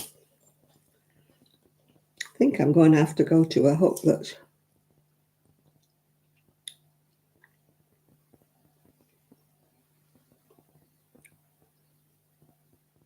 see, that's a 3, but it's not in my hook. Not in the hooks that I want to use. And that's a 3. It's an inline, so I'll try that one. It's not my Susan Bates, but it is a 3. Let's see if that makes any difference. I can't find the 275. Got my fruit gums. You ever seen fruit gums this small?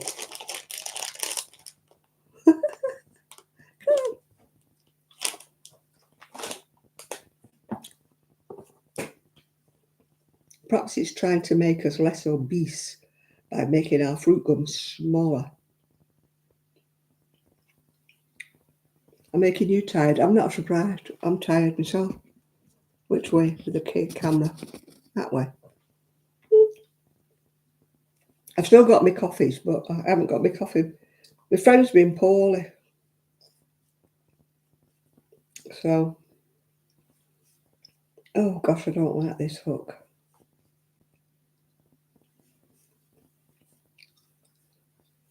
I don't like it.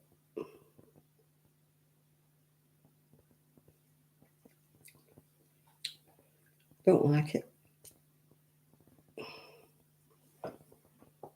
I'm really funny with hooks. If I can't use them, I can't use them.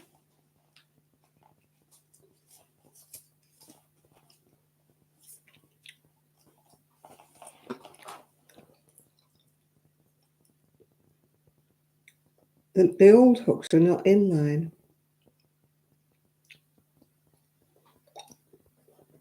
Since I started using inline hooks, I can't use the others anymore.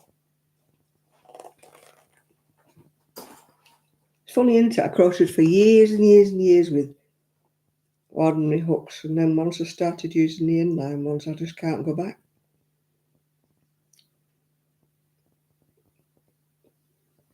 This is going to kill me because it's not got a handle on it.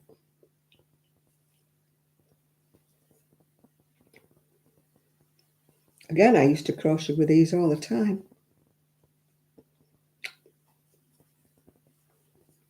Do you know this is a 3 and it's really tighter than that 325?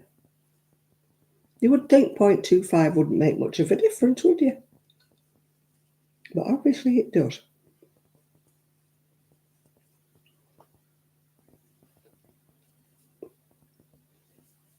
Let's see if it looks a bit better than the other one did. I'm making you tired.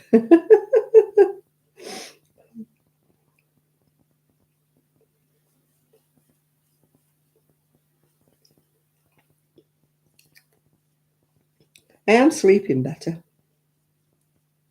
than I was before. That's one thing in my favour, sleeping better. Getting up earlier. Got more of my routine back again. Yeah, I must start making videos again. I'm struggling when it's not inline. I'm really struggling. You know, when they've got like a blob on the end, I'm getting stuck in my work. It's just not clean, if you know what I mean. I'm not crocheting cleanly. I'm getting struggling. I can't work on the prim. I can't work on the boy either. The boy's got blobs on the end. Big hook ends. This has got not an inline, and I'm struggling.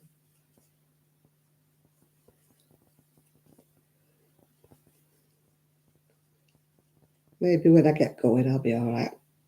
It's definitely much tighter. Look, it's pulling right in.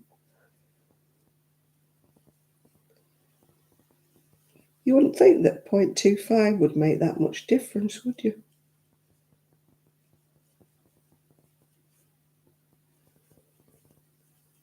But this is much better tension. I can feel it already. I can feel it in my water.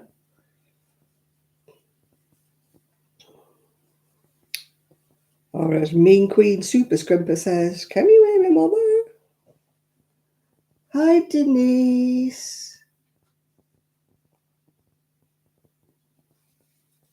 Oh, goodness.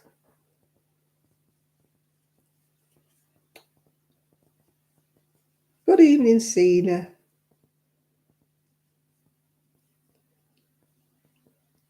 I get things happening to me, Denise, but with me, it's me IBS. Every now and again, it flares up.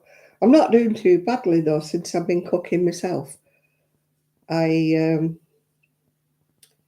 been eating a lot of bland things or, fish and things. Today I had leek and potato soup, homemade.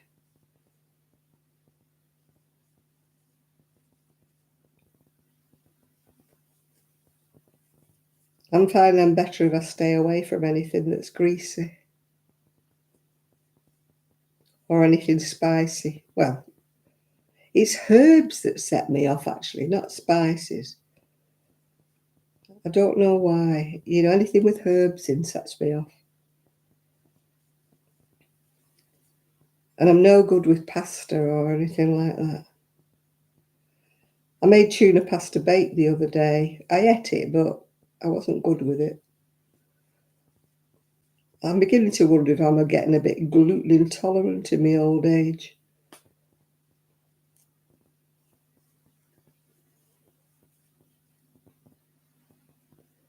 Well, I hope you're feeling better soon, Denise. Oh, I've got an itchy nose. That usually means you're having a row, doesn't it? There's nobody here to have a row with. Maybe I can have a row with myself.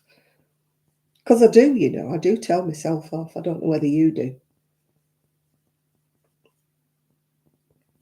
I'll go around the house and I'll do something really stupid, And I talk to myself. I have a good go at myself, Like, what did you do that for, you stupid thing, Like, one of these days I'm going to start saying things out loud when I'm out on the street and people are going to think I'm completely round the bend then.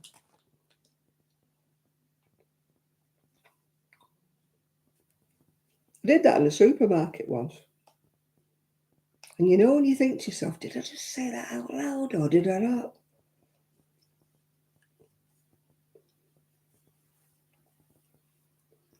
We've got no Shad again. We didn't have him last week. I hope he's all right.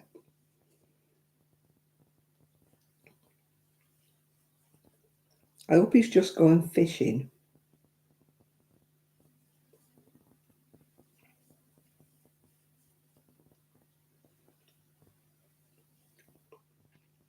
I think it takes longer as you get older to get over things. I mean, when you're in your 20s and 30s, you shrug everything off, don't you? But the older you get, it whops you over a bit. I had a cough the other week I couldn't shake, You tell yourself after you shout, yeah, I do know.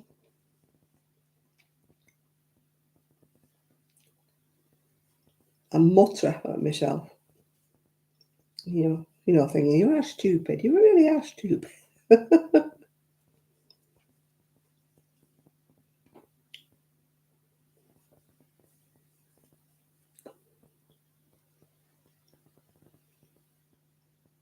Well, we can't have you fading away, Denise.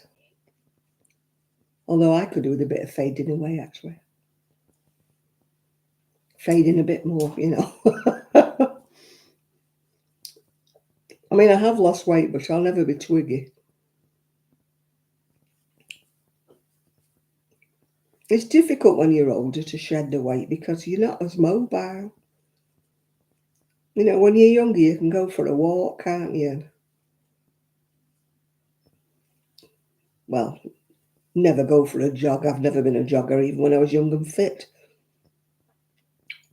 But I used to walk miles with the dog, and I didn't have this back problem. I used to walk miles. And it does help you to keep the weight off. But when you're immobile and sitting on your duff all day, it's hard to shed the pounds. It's all right saying eat less, but, you have to eat a certain amount. Otherwise, you're hungry all the time. And as for these Monjara jabs making me eat less, no.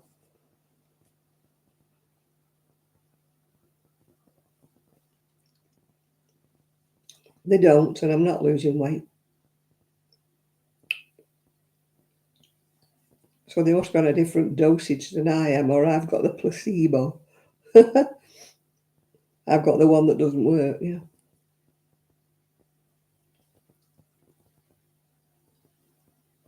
If it's supposed to curb my appetite, I dread to think what kind of appetite I would have. Otherwise, yeah.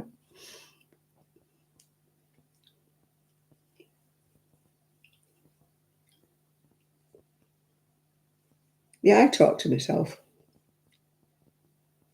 I give myself pep talks, yeah. You know, I'll sit there and I'll say, come on, Janet, stop feeling sorry for yourself. Get up. Get off your backside and get something done. This is what I'm talking to myself. You get nothing done feeling sorry for yourself. Now, come on, get going.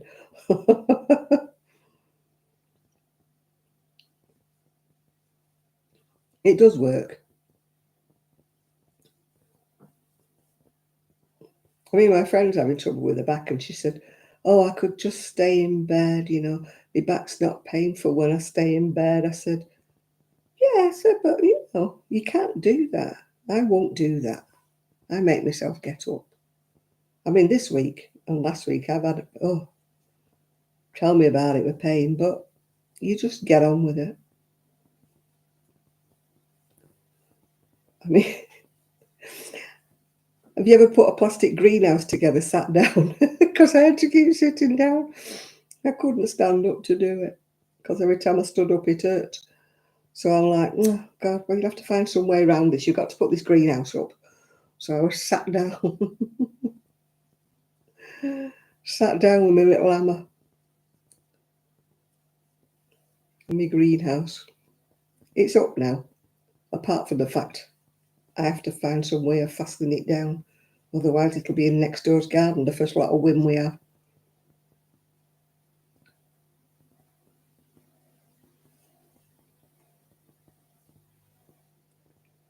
Talking out loud. Yeah, but you do it when you're on your own, Chris. You don't do it while you're out on the street.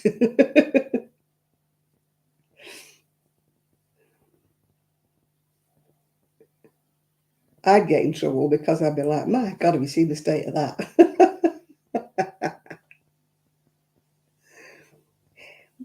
When I had the dog, it was great because you could say you're talking to the dog. Yeah. No, it's still looking sloppy. It's still not. Maybe it'll get better as I go along. It's still not right.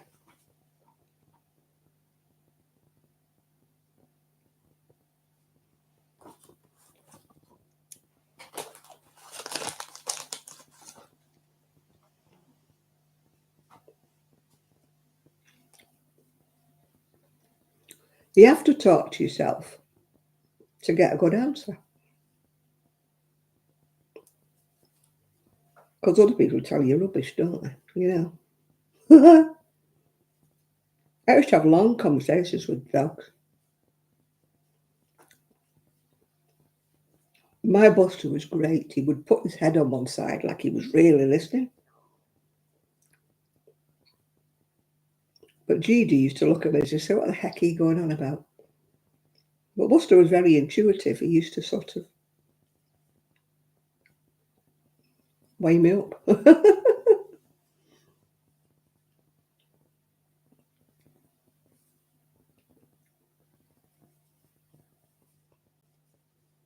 My brother used to talk to himself all the time.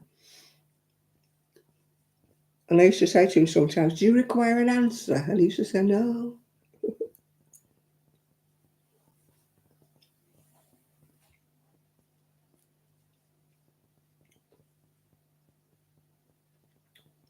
Yeah, if I was out in the street, oh gosh, I mean, the sights you see when you don't have your gun, oh my God.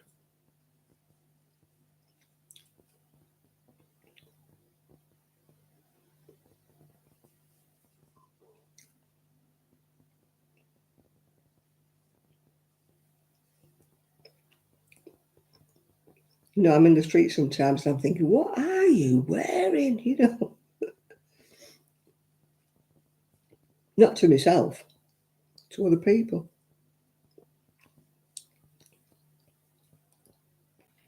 There was a guy the other day in a cafe, and his t-shirt was short and his trousers were under his belly. And he looked like Pooh Bear, you know, a big expanse of belly in between. I'm like, what is that? Pull your shorts up or pull your t-shirt down, love. We don't all want to see that. It's not attractive.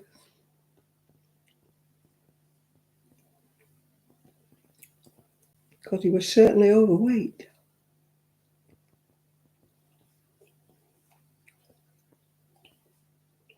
His belly was like an apron hanging over. I always check myself in the mirror before I go out, you know, the full length mirror, before I go anywhere. You know, make sure your skirt's not tucked in your knickers before you go out the door. But I often think, do they not have a mirror?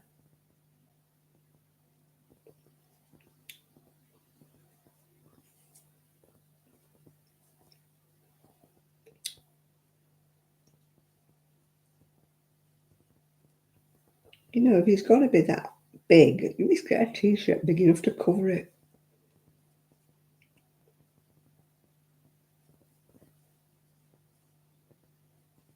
Oh, this is just not going to get done, this.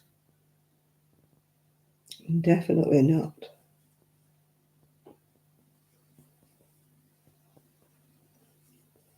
This pattern is not attractive with this wool or this cotton.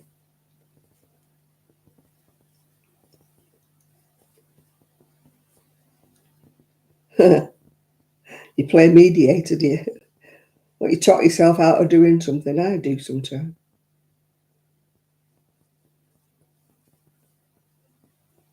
Especially in the morning. I'm like, I ain't going to lie here all day.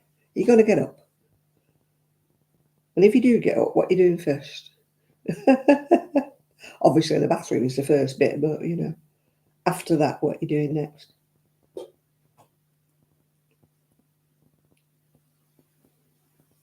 No, I don't think I'm going to like this crochet. I think this crochet is going to bite the dust.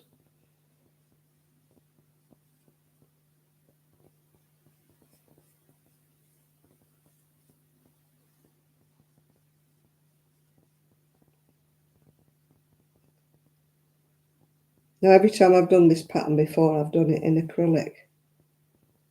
Now, it's still looking slack and sloppy.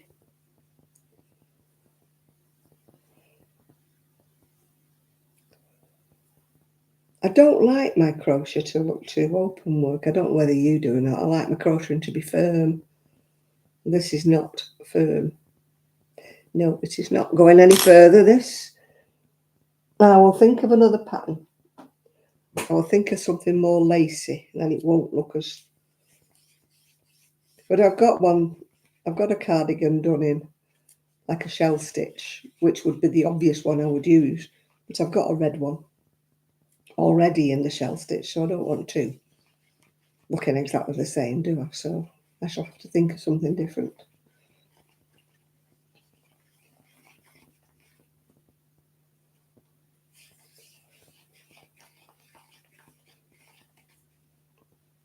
My brother always spoke to himself, always talked to himself, long conversations with himself. My niece, you know, his daughter, she said, I think my dad must have had ADHD or something. She said he always was odd. I mean, my friends, when I was like a teenager, my friends would come around and say, is your brother all right? It's a bit weird, isn't he? I say, yeah, we're used to him.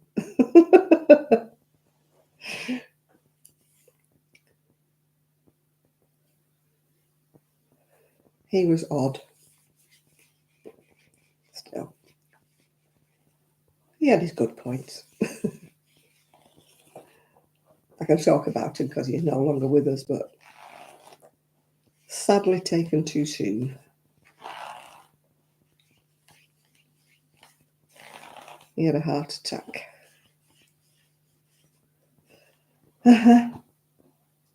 All right, I shall put it back in its little bag and think about something else to do with it. No, I don't want red doilies. I may like red, so I don't fancy a red doily.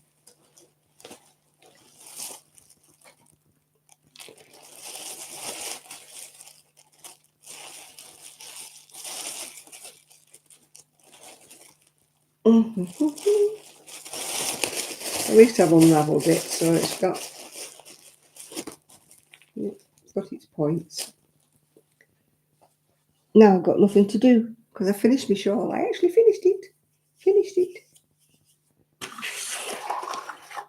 I could do with it. Actually, it's a bit cold. A bit chilly. Ooh. I've got my heat pad on. And the heater's supposed to be on, but it's only on 15, so it's obviously not kicked in. Fold my pattern up, put it away. That's another one I've made loads of. It's another Serdar one, I think. Oh no, it's a Hayfield one. I made loads of that. I've got one in lemon.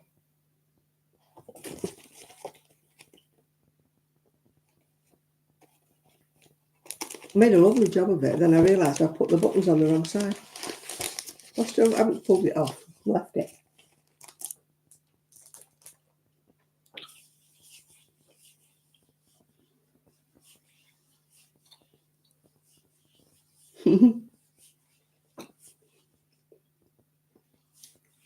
It's boring being an adult, Shard. Boring. Boring being a grown-up.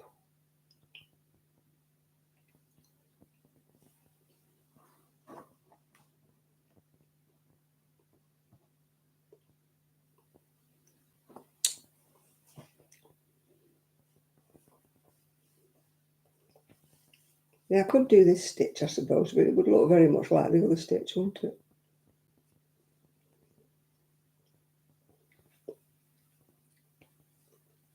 I think this one's called the Drunken something or other.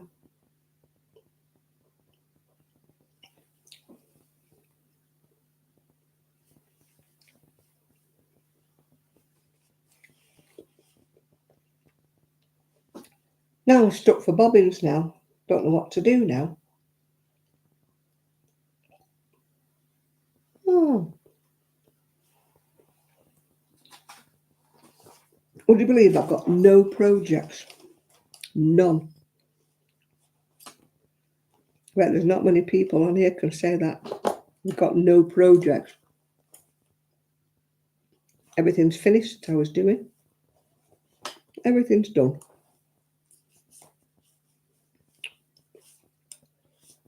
So I have no projects at all.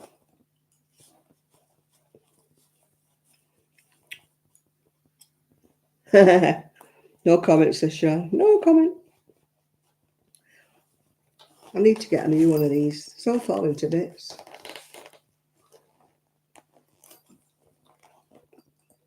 Grace bought me this.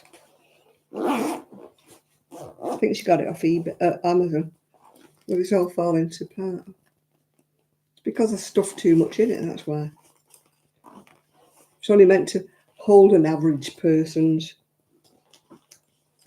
crochet hooks, which is not an average person. And they're not in order. I need to sort them out and put them in order. Every now and again, I take them all out and put them in order. And then it all goes to pot again. Yeah, it's all busting open because I've put too much in it, so it's all busting.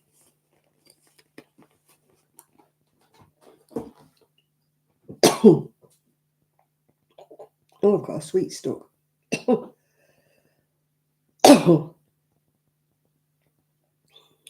That's going. Me and my funny swallow. They said there was nothing wrong, and they did. And they did an endoscopy. Nothing wrong at all.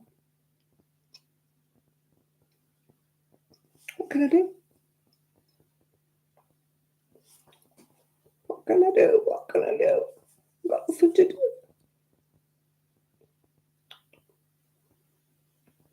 And the only other yarn I've got knocking about is some lemon 4-ply, which is more for a baby than me. Everything else is in a carriage. In a bag. I know not where. Keep opening a bag and going, oh, what's in that one? I can only open the first 2 bags because all the rest are at the back of the carriage. I must make a priority out of sorting them out. I can't have nothing to do.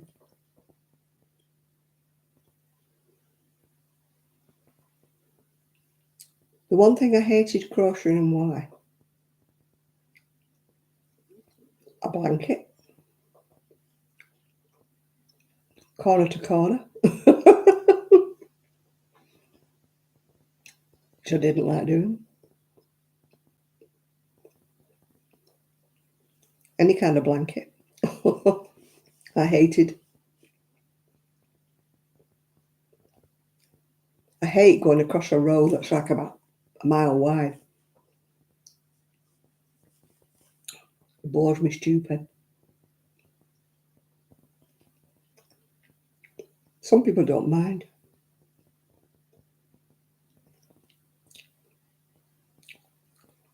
And that pink granny square throw. 166 granny squares. That's now on the back of my sofa. Pale pink. Not me.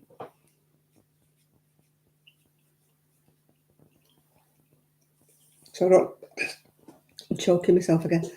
So I don't know who else hates things, but I hate blankets. I've got a thing against blankets.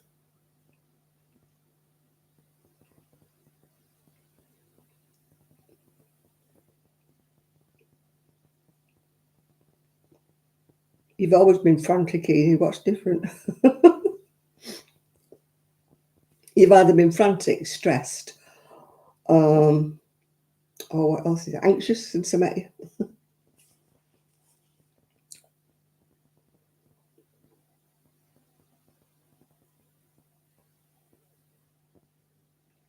Well, don't bother. You fret too much.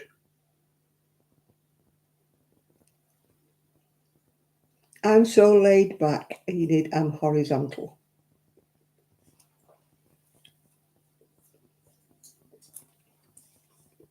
I think I'm the least likely person to be anxious ever.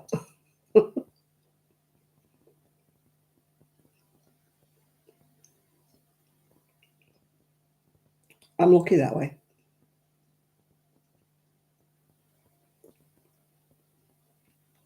No, give it up. Why worry? Don't worry, be happy. I don't stress anymore. What doesn't get done, doesn't get done. Does it matter in the whole scheme of life? Are they going to write on your grave, my God, Enid was such a good housekeeper? No, the heck.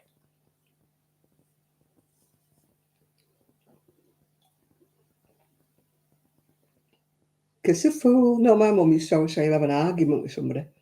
And I've got a really itchy nose today, so I must be having an argument, probably with myself. There's nobody else here to argue with, is there?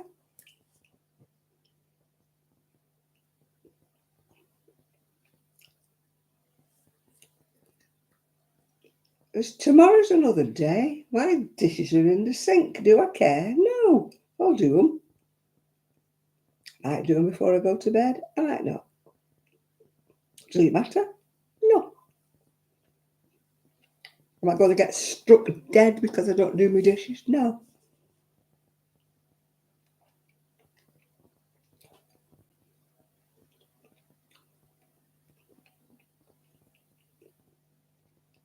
Only because you let it, Enid. You let it go out of control. If you relaxed,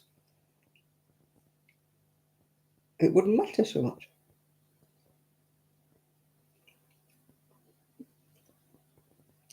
Just go with the flow. I'm very much that person. I don't get anxious at all. Oh, company's coming. Well, they are tomorrow. My niece is coming tomorrow, probably with her husband. I hope her husband's coming because I want him to deal with that cardboard. I used to do. I used to like reggae. Reggae was my dusting and hoovering music. But sadly, I can't dance anymore. Unless you call hand jive. I would love to dance. I loved doing dancing. I really enjoyed it when I used to do belly dancing. Absolutely. No, it's got to be reggae for me. Something about a bit of reggae. Country music is no good. No good at all for cleaning. No good. It's too. You need a bit of.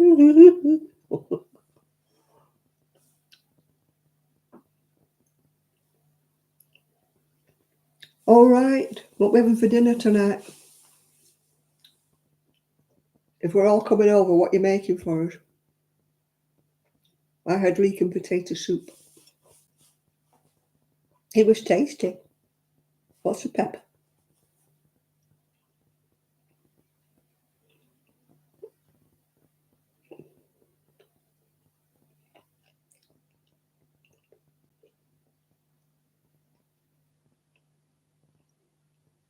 Homemade pork chow mein. That's fancy.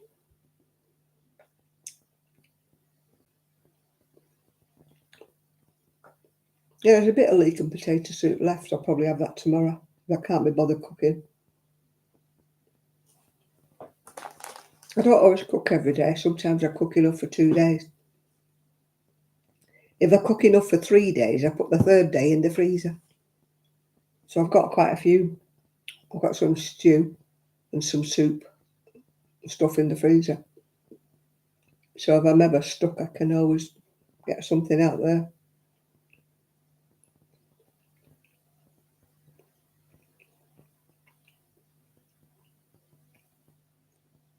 Yeah, the other week I got some stew beef, braising steak, and I made a casserole.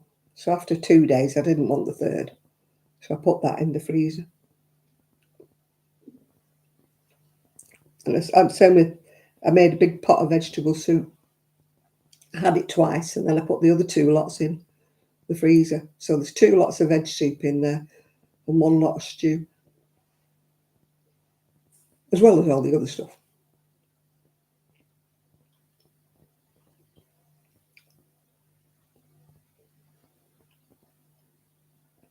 I've got 2 apples behind me. They've gone a bit, where are we? No, the other way, that way. 2 apples there. They've gone a bit crinkly. So I'm going to perhaps make an apple crumble tomorrow.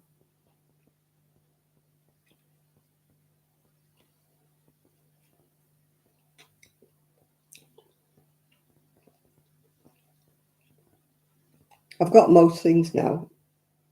You know, I've got the flour and I've got the margarine and I've got the, because I don't have margarine to spread on my bread.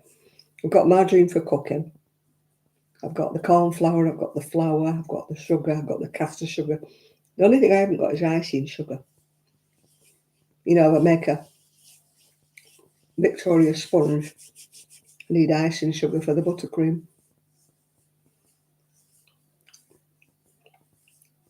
Oh, I bought some cake tins, and they've come on their what do you call it? That like plasticky stuff. They're weird. I'm like, huh? Can I put them on the baking? Can I put them on the shelf? Do I have to put them in a baking tray? Will they burn? Will they melt?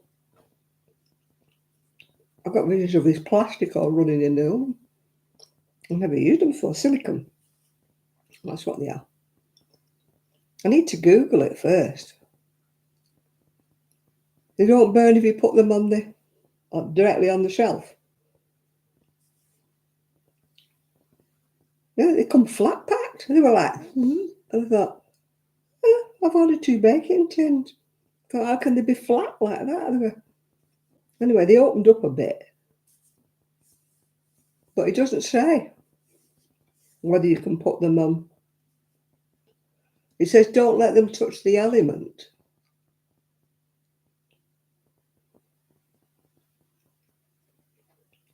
So these are like a bit weird. I hope they don't all go flopsy when I put my cake in.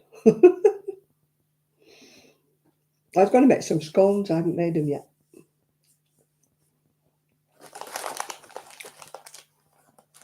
I'm going to make some scones and put some of them in the freezer.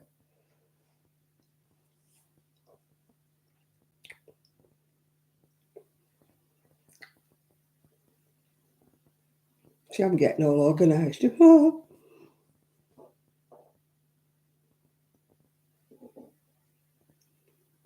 That way I don't have to cook every day.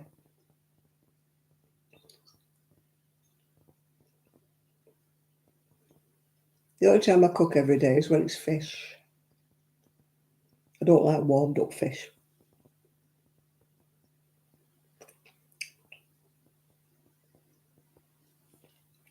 If it's a big piece of fish, I tend to cut it in half and only cook one piece at once.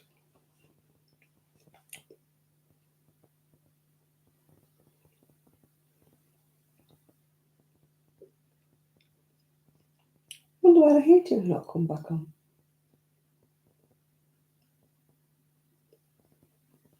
Usually kicks on by now, doesn't it? Because I'm getting cold.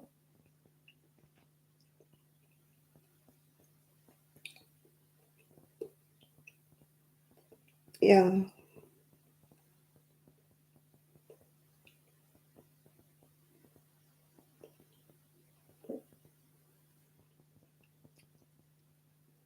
I thought they might do. I don't know why I ordered silicone ones. It was a bit daft of me.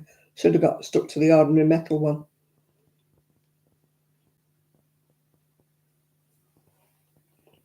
Yeah, I haven't got my coffee machine yet. I've got the pods.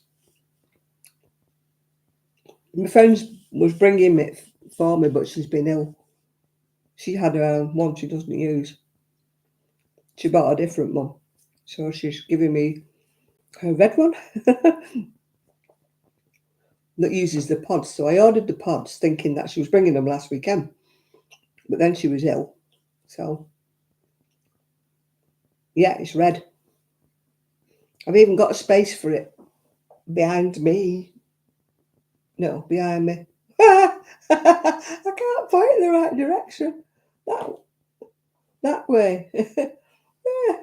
Why can I not point in that direction? There. There's got the space next to the kettle.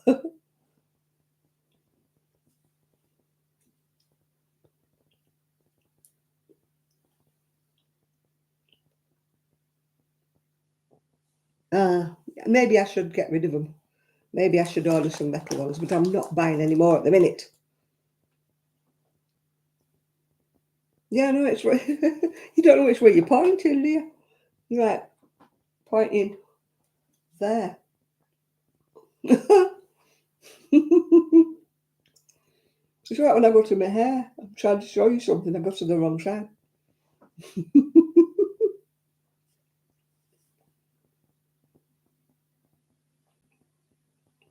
Yeah, my unit's full behind me. Oh, God, no, behind me there. It's all full up now.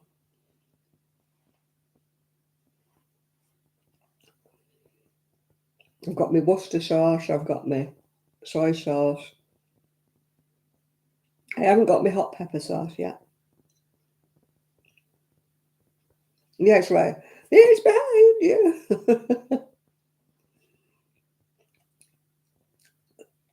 I put the wires in the basket there.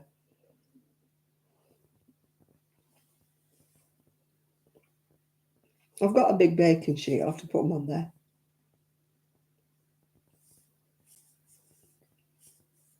Eventually, I'll get some metal ones. They might sell them in Home Bargains, actually. Be cheaper than Amazon, won't it? Or B&M.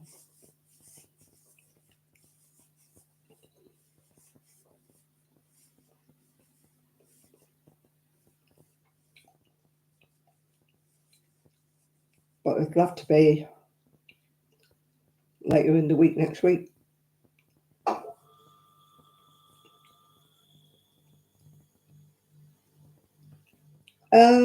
It's a toss-up really, Nathan.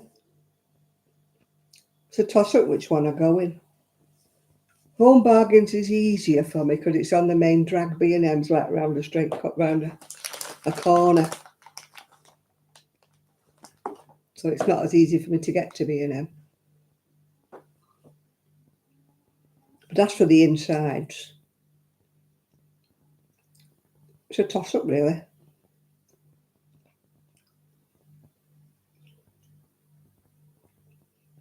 Neither of them have a lot of food. It's mostly cleaning products and stuff like that, and both of them really.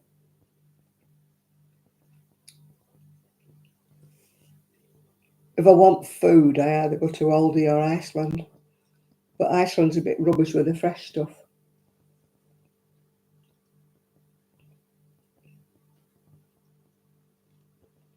Oh no, our Home Bargains is quite about the same size as the B&M actually. We used to have Wilko as well, but of course that closed down. So I've got a Lidl, but it's quite away. Morrison's quite away. Asda even further away. So really, within striking distance, I've got Aldi, B&M, Home Bargains, Iceland, Marks and Sparks, but they're closing down.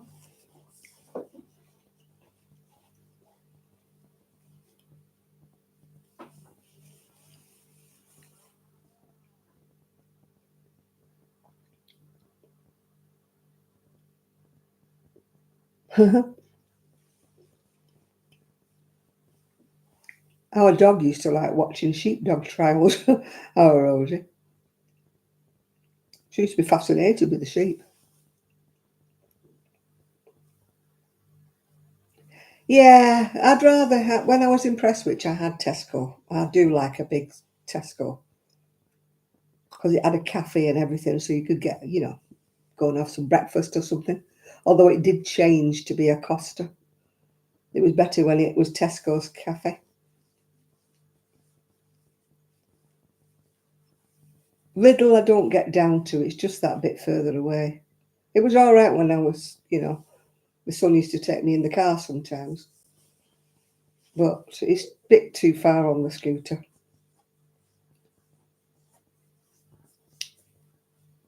So I tend to stay within where my scooter goes. So it happens to be Aldi. But I don't look on the middle aisles. I never look on the middle aisles. I never look at the wool or anything, all the stuff that they have there, because I might come back with some of the stuff I don't need. So I never go on the middle aisles.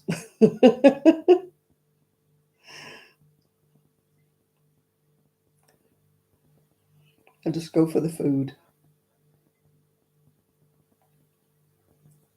My tyres have been fine, touching wood, since the scooter got tracked. Did I tell you that they said the chassis was out of line?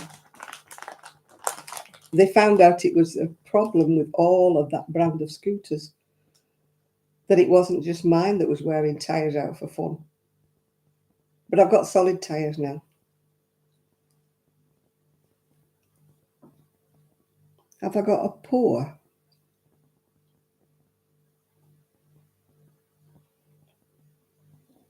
What's one of them, Munchkin?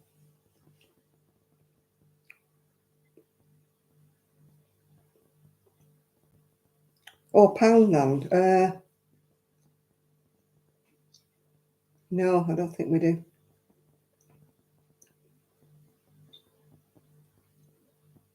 Or do we? Yeah, I think we do. I haven't been in there.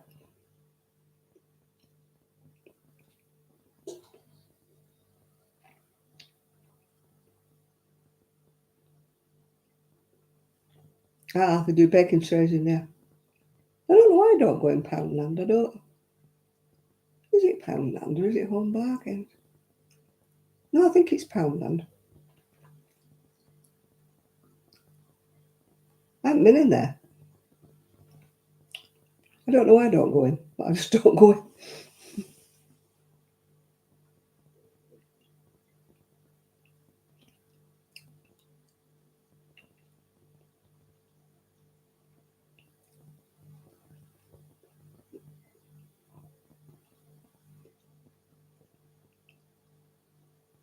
Plate cover for the mic. Oh, you mean them little... Where did I get mine from? I haven't got it now. I think somebody threw it away. Can't remember where I got it from, Nathan.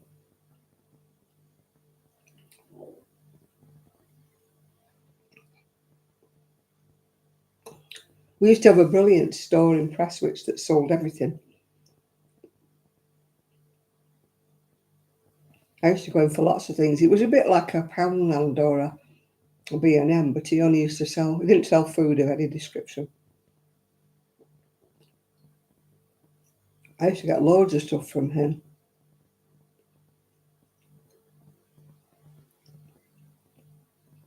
He used to sell the light bulbs that you couldn't get anywhere else, you know, the 100-watt ones. Oh, talking about that, my bedroom. It's like the gathering gloom. I can't see. There's no plug sockets. So to put my makeup on, I used to have a lamp, a tall lamp. I still got them. I can't plug them in. Where my makeup thing is, there's just no plug sockets. I'd have to run one all the way around the room. It'd have to be a mighty, mighty, great big long extension.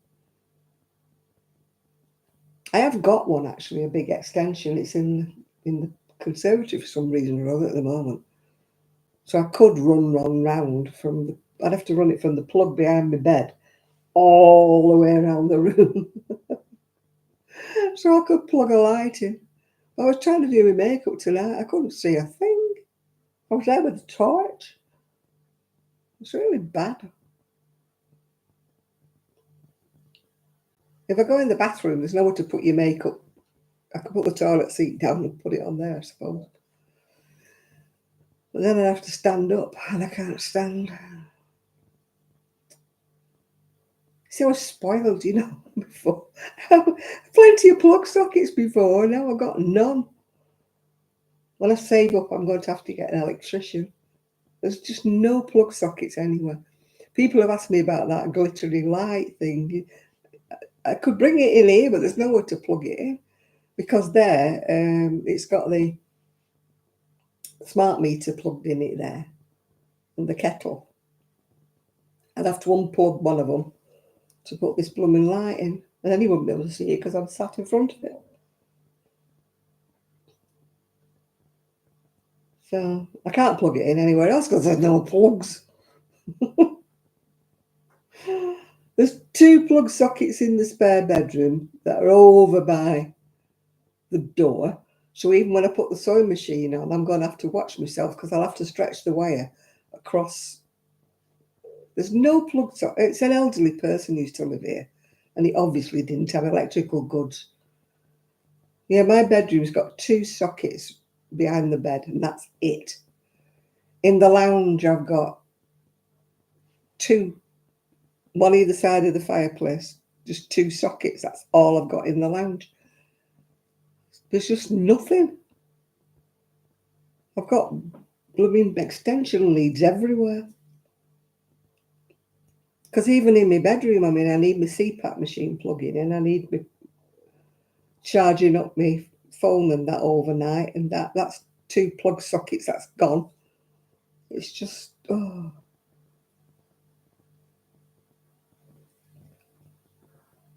Yeah, there's just no sockets. Even in the kitchen here, there's one down there, which I've had to put an extension lead in there because I've got my fridge freezer and my freezer and my computer. So there's only one socket. So I had to get an extension lead thing to plug in. Oh. It's a nightmare in here. There's just no. You don't think when you view a house to look count how many plug sockets there are. I'm looking and I mean, there's an aerial kind of a lead that goes down the outside of the bungalow and into the bedroom. So I'm thinking he must have had a telly in the bedroom. But where did he have it plugged in? I can't find another plug unless it's behind the wardrobe. I can't find another plug. I've just never known a house with so few plugs. It's just it's just a joke.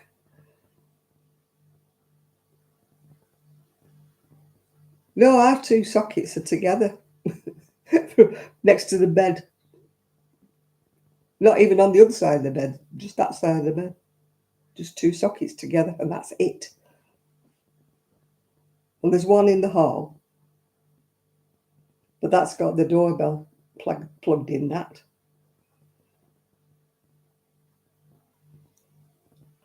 That's just all there is. It's just devoid of any kind of plug socket. And apparently he had the one put in the hall because he used to have a burglar alarm.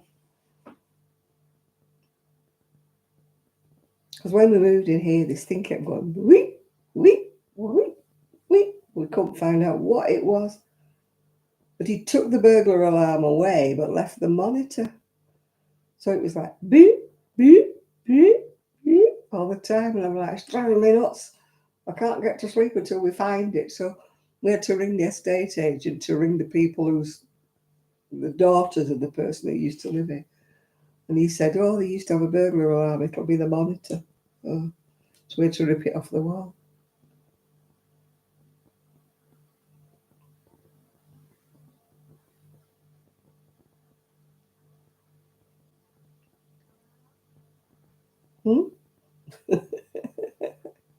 My fridge freezer just went.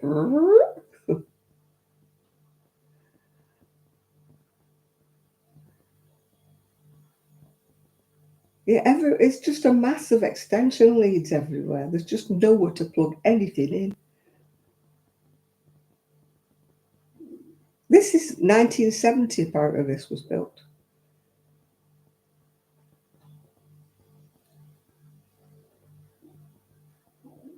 It's noisy though at the front. I mean, to say it's supposed to be double glazed, it's very noisy.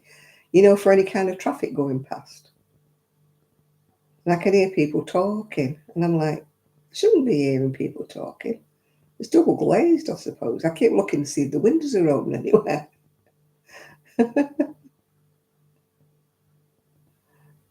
Keeps making your wrists sore. What, are you allergic to the metal or?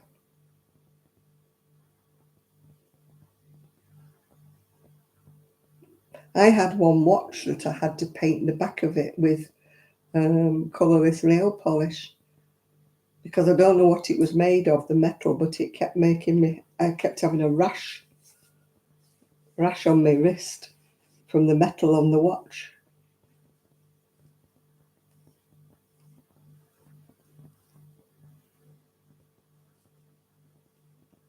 Yeah, I had to paint it with, like I say, colourless nail polish. I can't find the other nail polish. I can only find the colourless stuff. I've got two others, like brownie coloured ones, and I can't find them. They'll turn up eventually.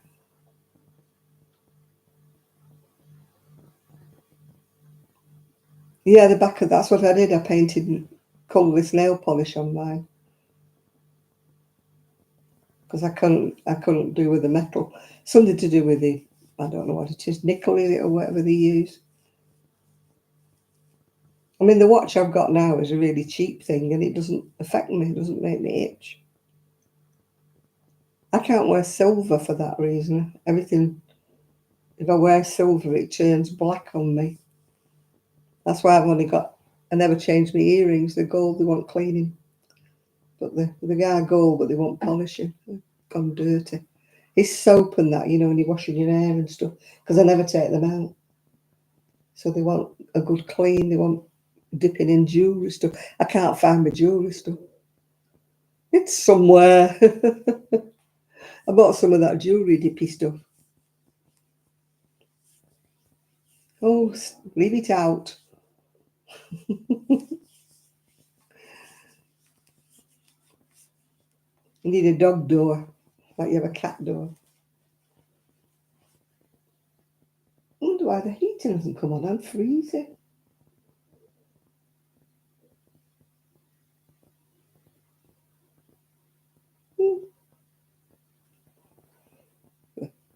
It must think it's warm enough in here.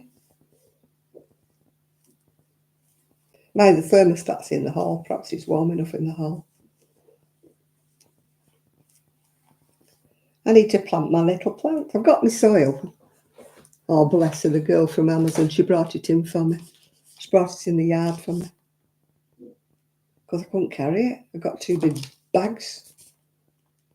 She said, she knows me because she delivers a lot to me. She said, do you want me to put them in the yard for you? I went, oh yeah, we won't mind, love. Yeah, I've got my little fibre pots. They dissolve, don't they, when you put them in the soil? Compost. Perfect for seeds. Biodegradable. I've got 96 pieces, so I should have enough to put my seeds in, shouldn't I? 96 of them.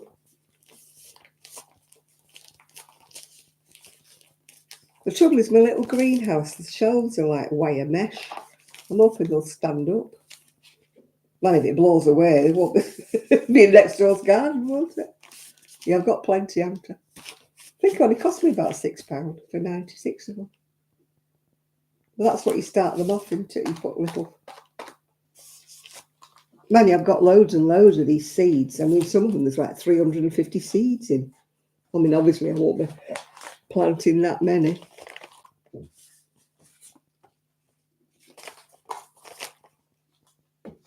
And I can't scatter them like we used to. 1,250 seeds for a fragrant wildlife garden there. 1,250 for baskets and containers. 300 in the easy grow. Well, there's just 30 in the sweet pea. I won't plant them all. I don't know if they've got date stamps on them or what. Oh, no, I'm all right. Best before the end of the year 2027. So I can keep them and do them next year as well. Yeah, 2027 these. So I'll be all right. I can just plant a few and then... I mean, some I won't plant. I'm not planting the foxgloves.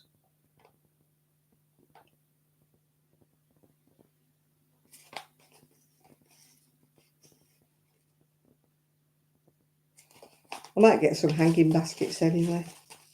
And I can hang them on those nails, or get some of those, you know, like a trough. I got like long trough things, window box things with hangers.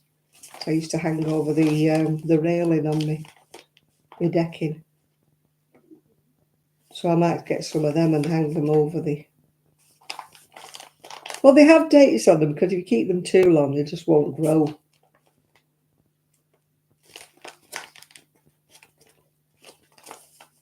I mean, I discovered some poppy ones that when my younger niece got married, she put little poppies in little packets. They were lovely. It said, like, plant these in remembrance of, like, a wedding, Catherine's wedding. And I'd put them and forgotten about them. Anyway, I found them, so I planted them and they came up. Yeah. And they were, what, about 10 years old, I think? We had one, yeah, at the other house. And I like the ones, you know, that you get for strawberries, the ones that you get a big pot like that, don't you, with like cuts in, and you put the strawberries in all the way around. We planted them, but we never got any strawberries. I don't know whether the birds ate them or what. We have a load of seagulls round here again. Every morning. Noisy flipping things. They sit on my bay at the front because I've got a flat bit at the front. Frightened me to death at first. I thought, what the heck's that? They were having a fight on top of my bay. I don't know whether it's breeding season or what, but they were having a right go.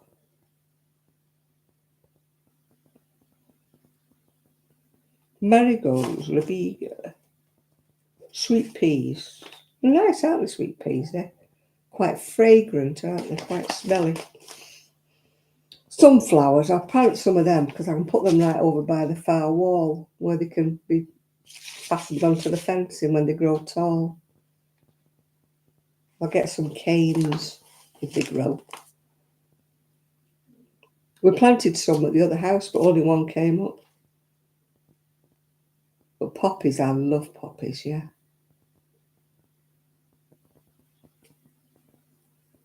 No, nobody feeds them here. They just come. Not as many as, oh, used to drive the dogs nuts because we were right next to the sea before. The dogs used to go potty because they'd be everywhere.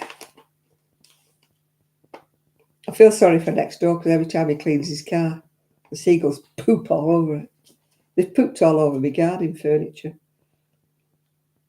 I need to clean the seat. She feeds them on a plate. What's she feed them? Bacon and egg?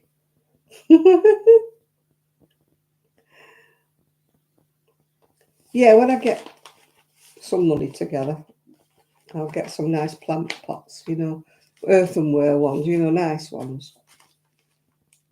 But right now I'm a bit busted. I'm a bit pathetic. So if anybody wants to buy me a coffee, well, at least I can have a drink while I'm out. Yeah. If you want to look at my Amazon wish list, you can have a look at my Amazon wish list. I'm nosy at what I want on my list. Nobody will buy me anything, but you can have a look. I thought I'm going to be cheeky. Everybody else is cheeky, aren't they? I'll be cheeky. Won't get me anywhere, but I'll be cheeky. It's not as if I get anything from doing these videos, because I don't.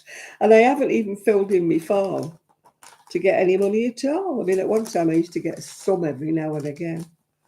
Because I haven't filled in my tax form. They keep telling me, you haven't filled in your tax form yet, you haven't filled it in. I tried to fill it in and I got lost halfway through. I didn't know what my TIN number was. Because I'm not American, obviously, so I don't have a TIN number. I mean, I don't understand why I've got to have a tax code thing from America when I'm English, but it's not as if I'm one of the big, that get £300 a month. That'd be nice.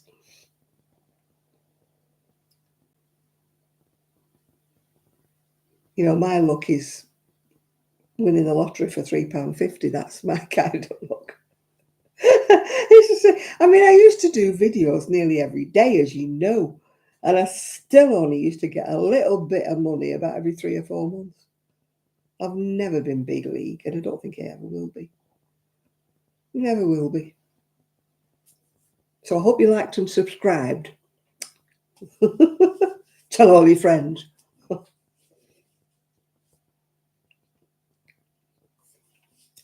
My channel has never grown in the last 4 years. Everybody's loyal, very loyal. I don't lose people. I just don't gain any. What coffee do I drink at home? Usually Nescafe. Or I've got the pods up there. They're Dolce. I've got to say Dolce Vita. Dolce Gusto, is it? But I can't drink them at the moment because I haven't got the machine. Got a really itchy nose. I don't know why. Yeah, I like Nescafe, or I like Cafe Noir. Yeah, the gold blend. I like the Carte Noir, is it?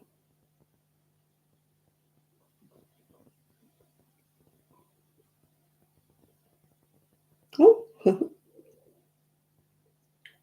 YouTube keeps unsubbing me from people. I think to myself, I've not seen so-and-so for ages. And then I'll look. Yeah, I have black, yeah. I don't have milk. And I look and I think, oh, they've got videos up. And when I look, I'm not sub to them anymore. And I don't unsub. So I think, I don't know, on YouTube, somebody else had said that.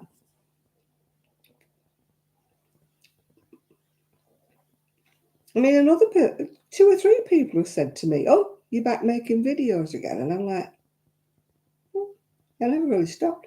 I mean, I've stopped since before Christmas, but that's just, because of the move and everything. Then I had the issue over the internet where I changed suppliers and they couldn't come for 3 weeks.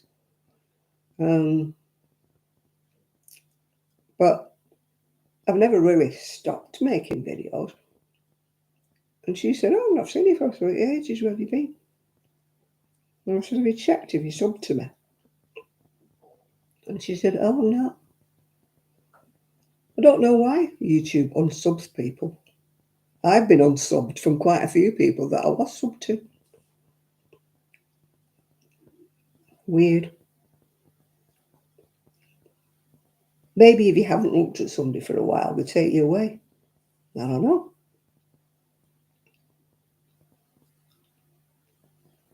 I shall never understand YouTube. It has its own little quirks.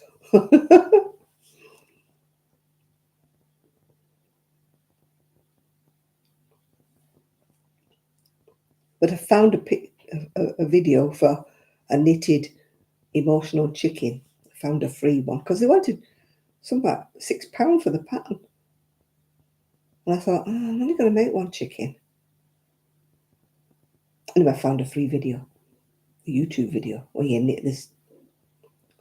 All I've got to do now is find me wool in the garage and I'll be chickening and find me stuffing. I've got a big bag of stuffing somewhere.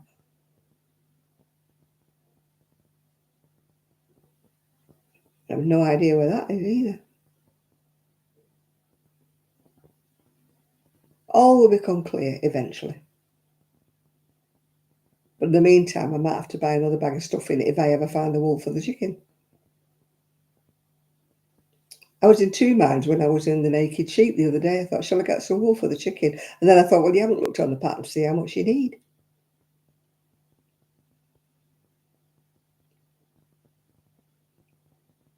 Maybe it's cotton, actually, so I shouldn't have given me an itchy nose, but something's giving me an itchy nose. I have to find another pattern for that. It would have to be a pattern, not just trebles, or if you're in the US, doubles. It'll have to be a stitch to use that red. I can't do my usual shell pattern because I've already got a cardigan in shell pattern. So it'll look like I've got the same cardigan on.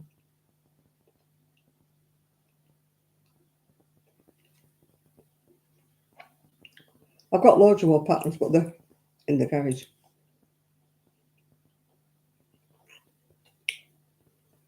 I suppose I could buy another one if I have a look on Ravelry or Etsy. But I'm not paying £8 for a pattern. Defeats the object, doesn't it?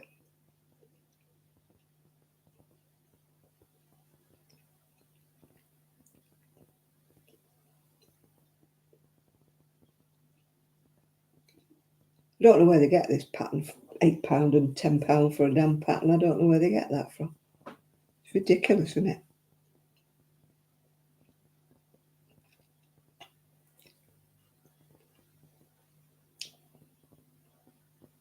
I know they've got to design it and everything, and they've got to take the time to design it, but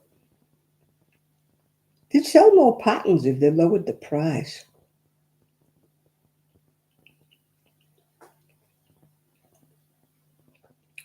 Pricing patterns at £8 and £10 puts a lot of people off. I mean, I'm not in favour of people copying patterns and pinching patterns and saying they're their own. selling copies of them on eBay and stuff.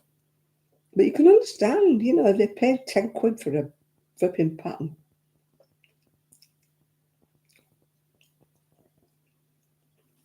I mean, especially if it's something you're only going to make once. It adds to the price, doesn't it? You're paying for the wool. I mean, the wool could cost you £20, £30. And then you got to pay £10 for a pattern. Well, that hoodie thing, you know, that one I made for my daughter-in-law with that witch's hat thing, you know, with the crocodile stitch all around it. That was, I think it was £8 or £9 for the pattern for that. And that coat I made, you know, with all the pineapple stitch all around the bottom with the hood, that was 10 quid. The pattern for that. It's a lot. I might make myself one of those, actually. I wouldn't make one while I was like living with her, but no, I'm not. She won't know if I made one, will she? Because I liked it when I finished it for her. I thought, no, I can't make one. Can't make one for me. Well, I can now.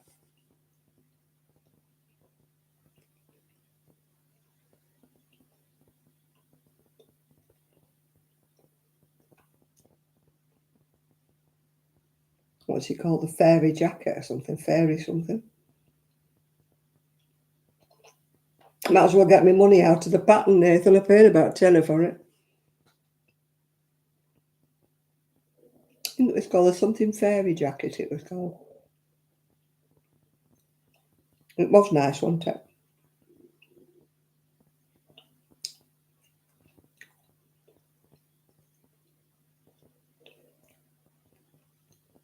So I might make myself one now. Probably do it in black, though.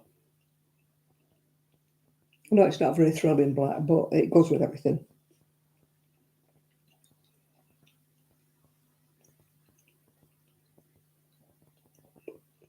I've got another lovely jacket that was a toffee. No, it's a fruit gum.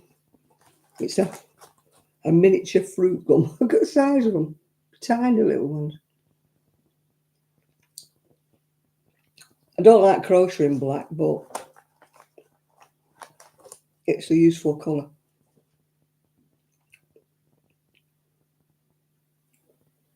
Hello, Shad. I was just wondering where you was. There you go.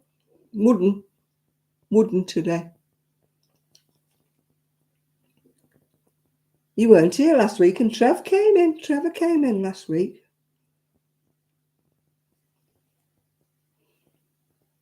Oh, crochet in the bedroom. I wouldn't mind, but we changed the light bulb in the bedroom because it was even worse. It was a tiny little, like a candle light when I moved in. I was like, I couldn't see anything in the bedroom. We changed it for a bigger light, but it's still dim. I don't know what we put in it, but it's still dim.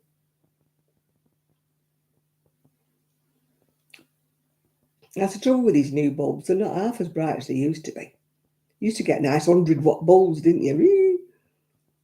But now they're all about 40 watt or 60 watt or something. Everybody's eco-conscious, aren't they? You know, you can't have the lights. When you're getting older, you know, your eyes are dim. I've got to put a craft light on. When I'm doing anything, I've got the craft light that bends right over. You know, daylight craft light. Otherwise, I couldn't do anything.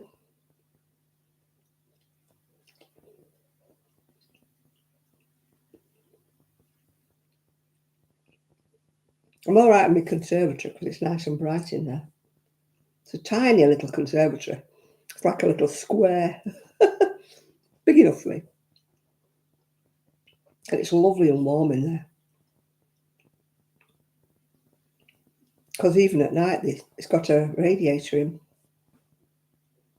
So it's warm even at night. That's why my washing dries. I put my washing on an air right in front of the radiator because when the radiator's on at night, it dries the washing. And in the daytime, the sun comes in.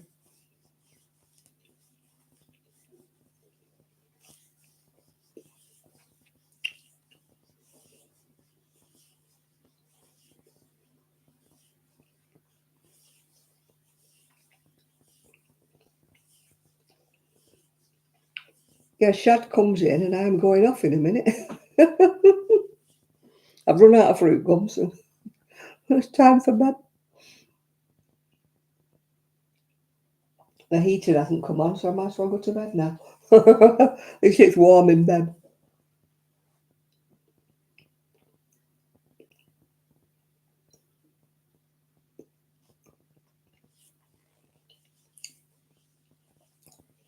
So I can't be up late because my niece is coming tomorrow. She's not coming till 10:30, so I can have a lie in. My alarm doesn't go off till 9 on a Sunday. But I'm usually up before then. That's another reason I want to change my curtains, because the sun comes in at the back where my bedroom is. And the curtains are thin, so it shines through. The curtains are going to put up are those blackout ones.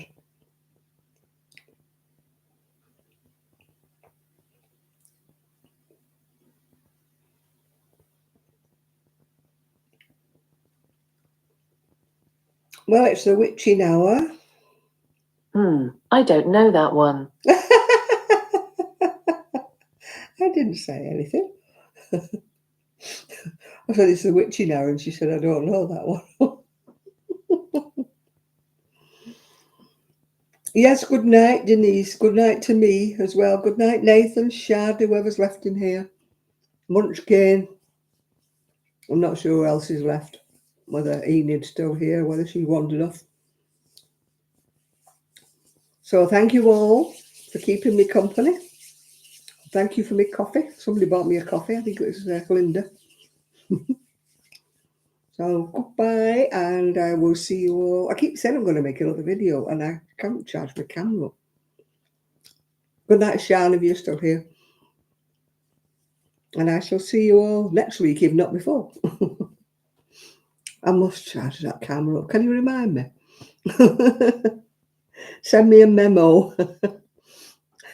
Right, bye everybody. Bye now.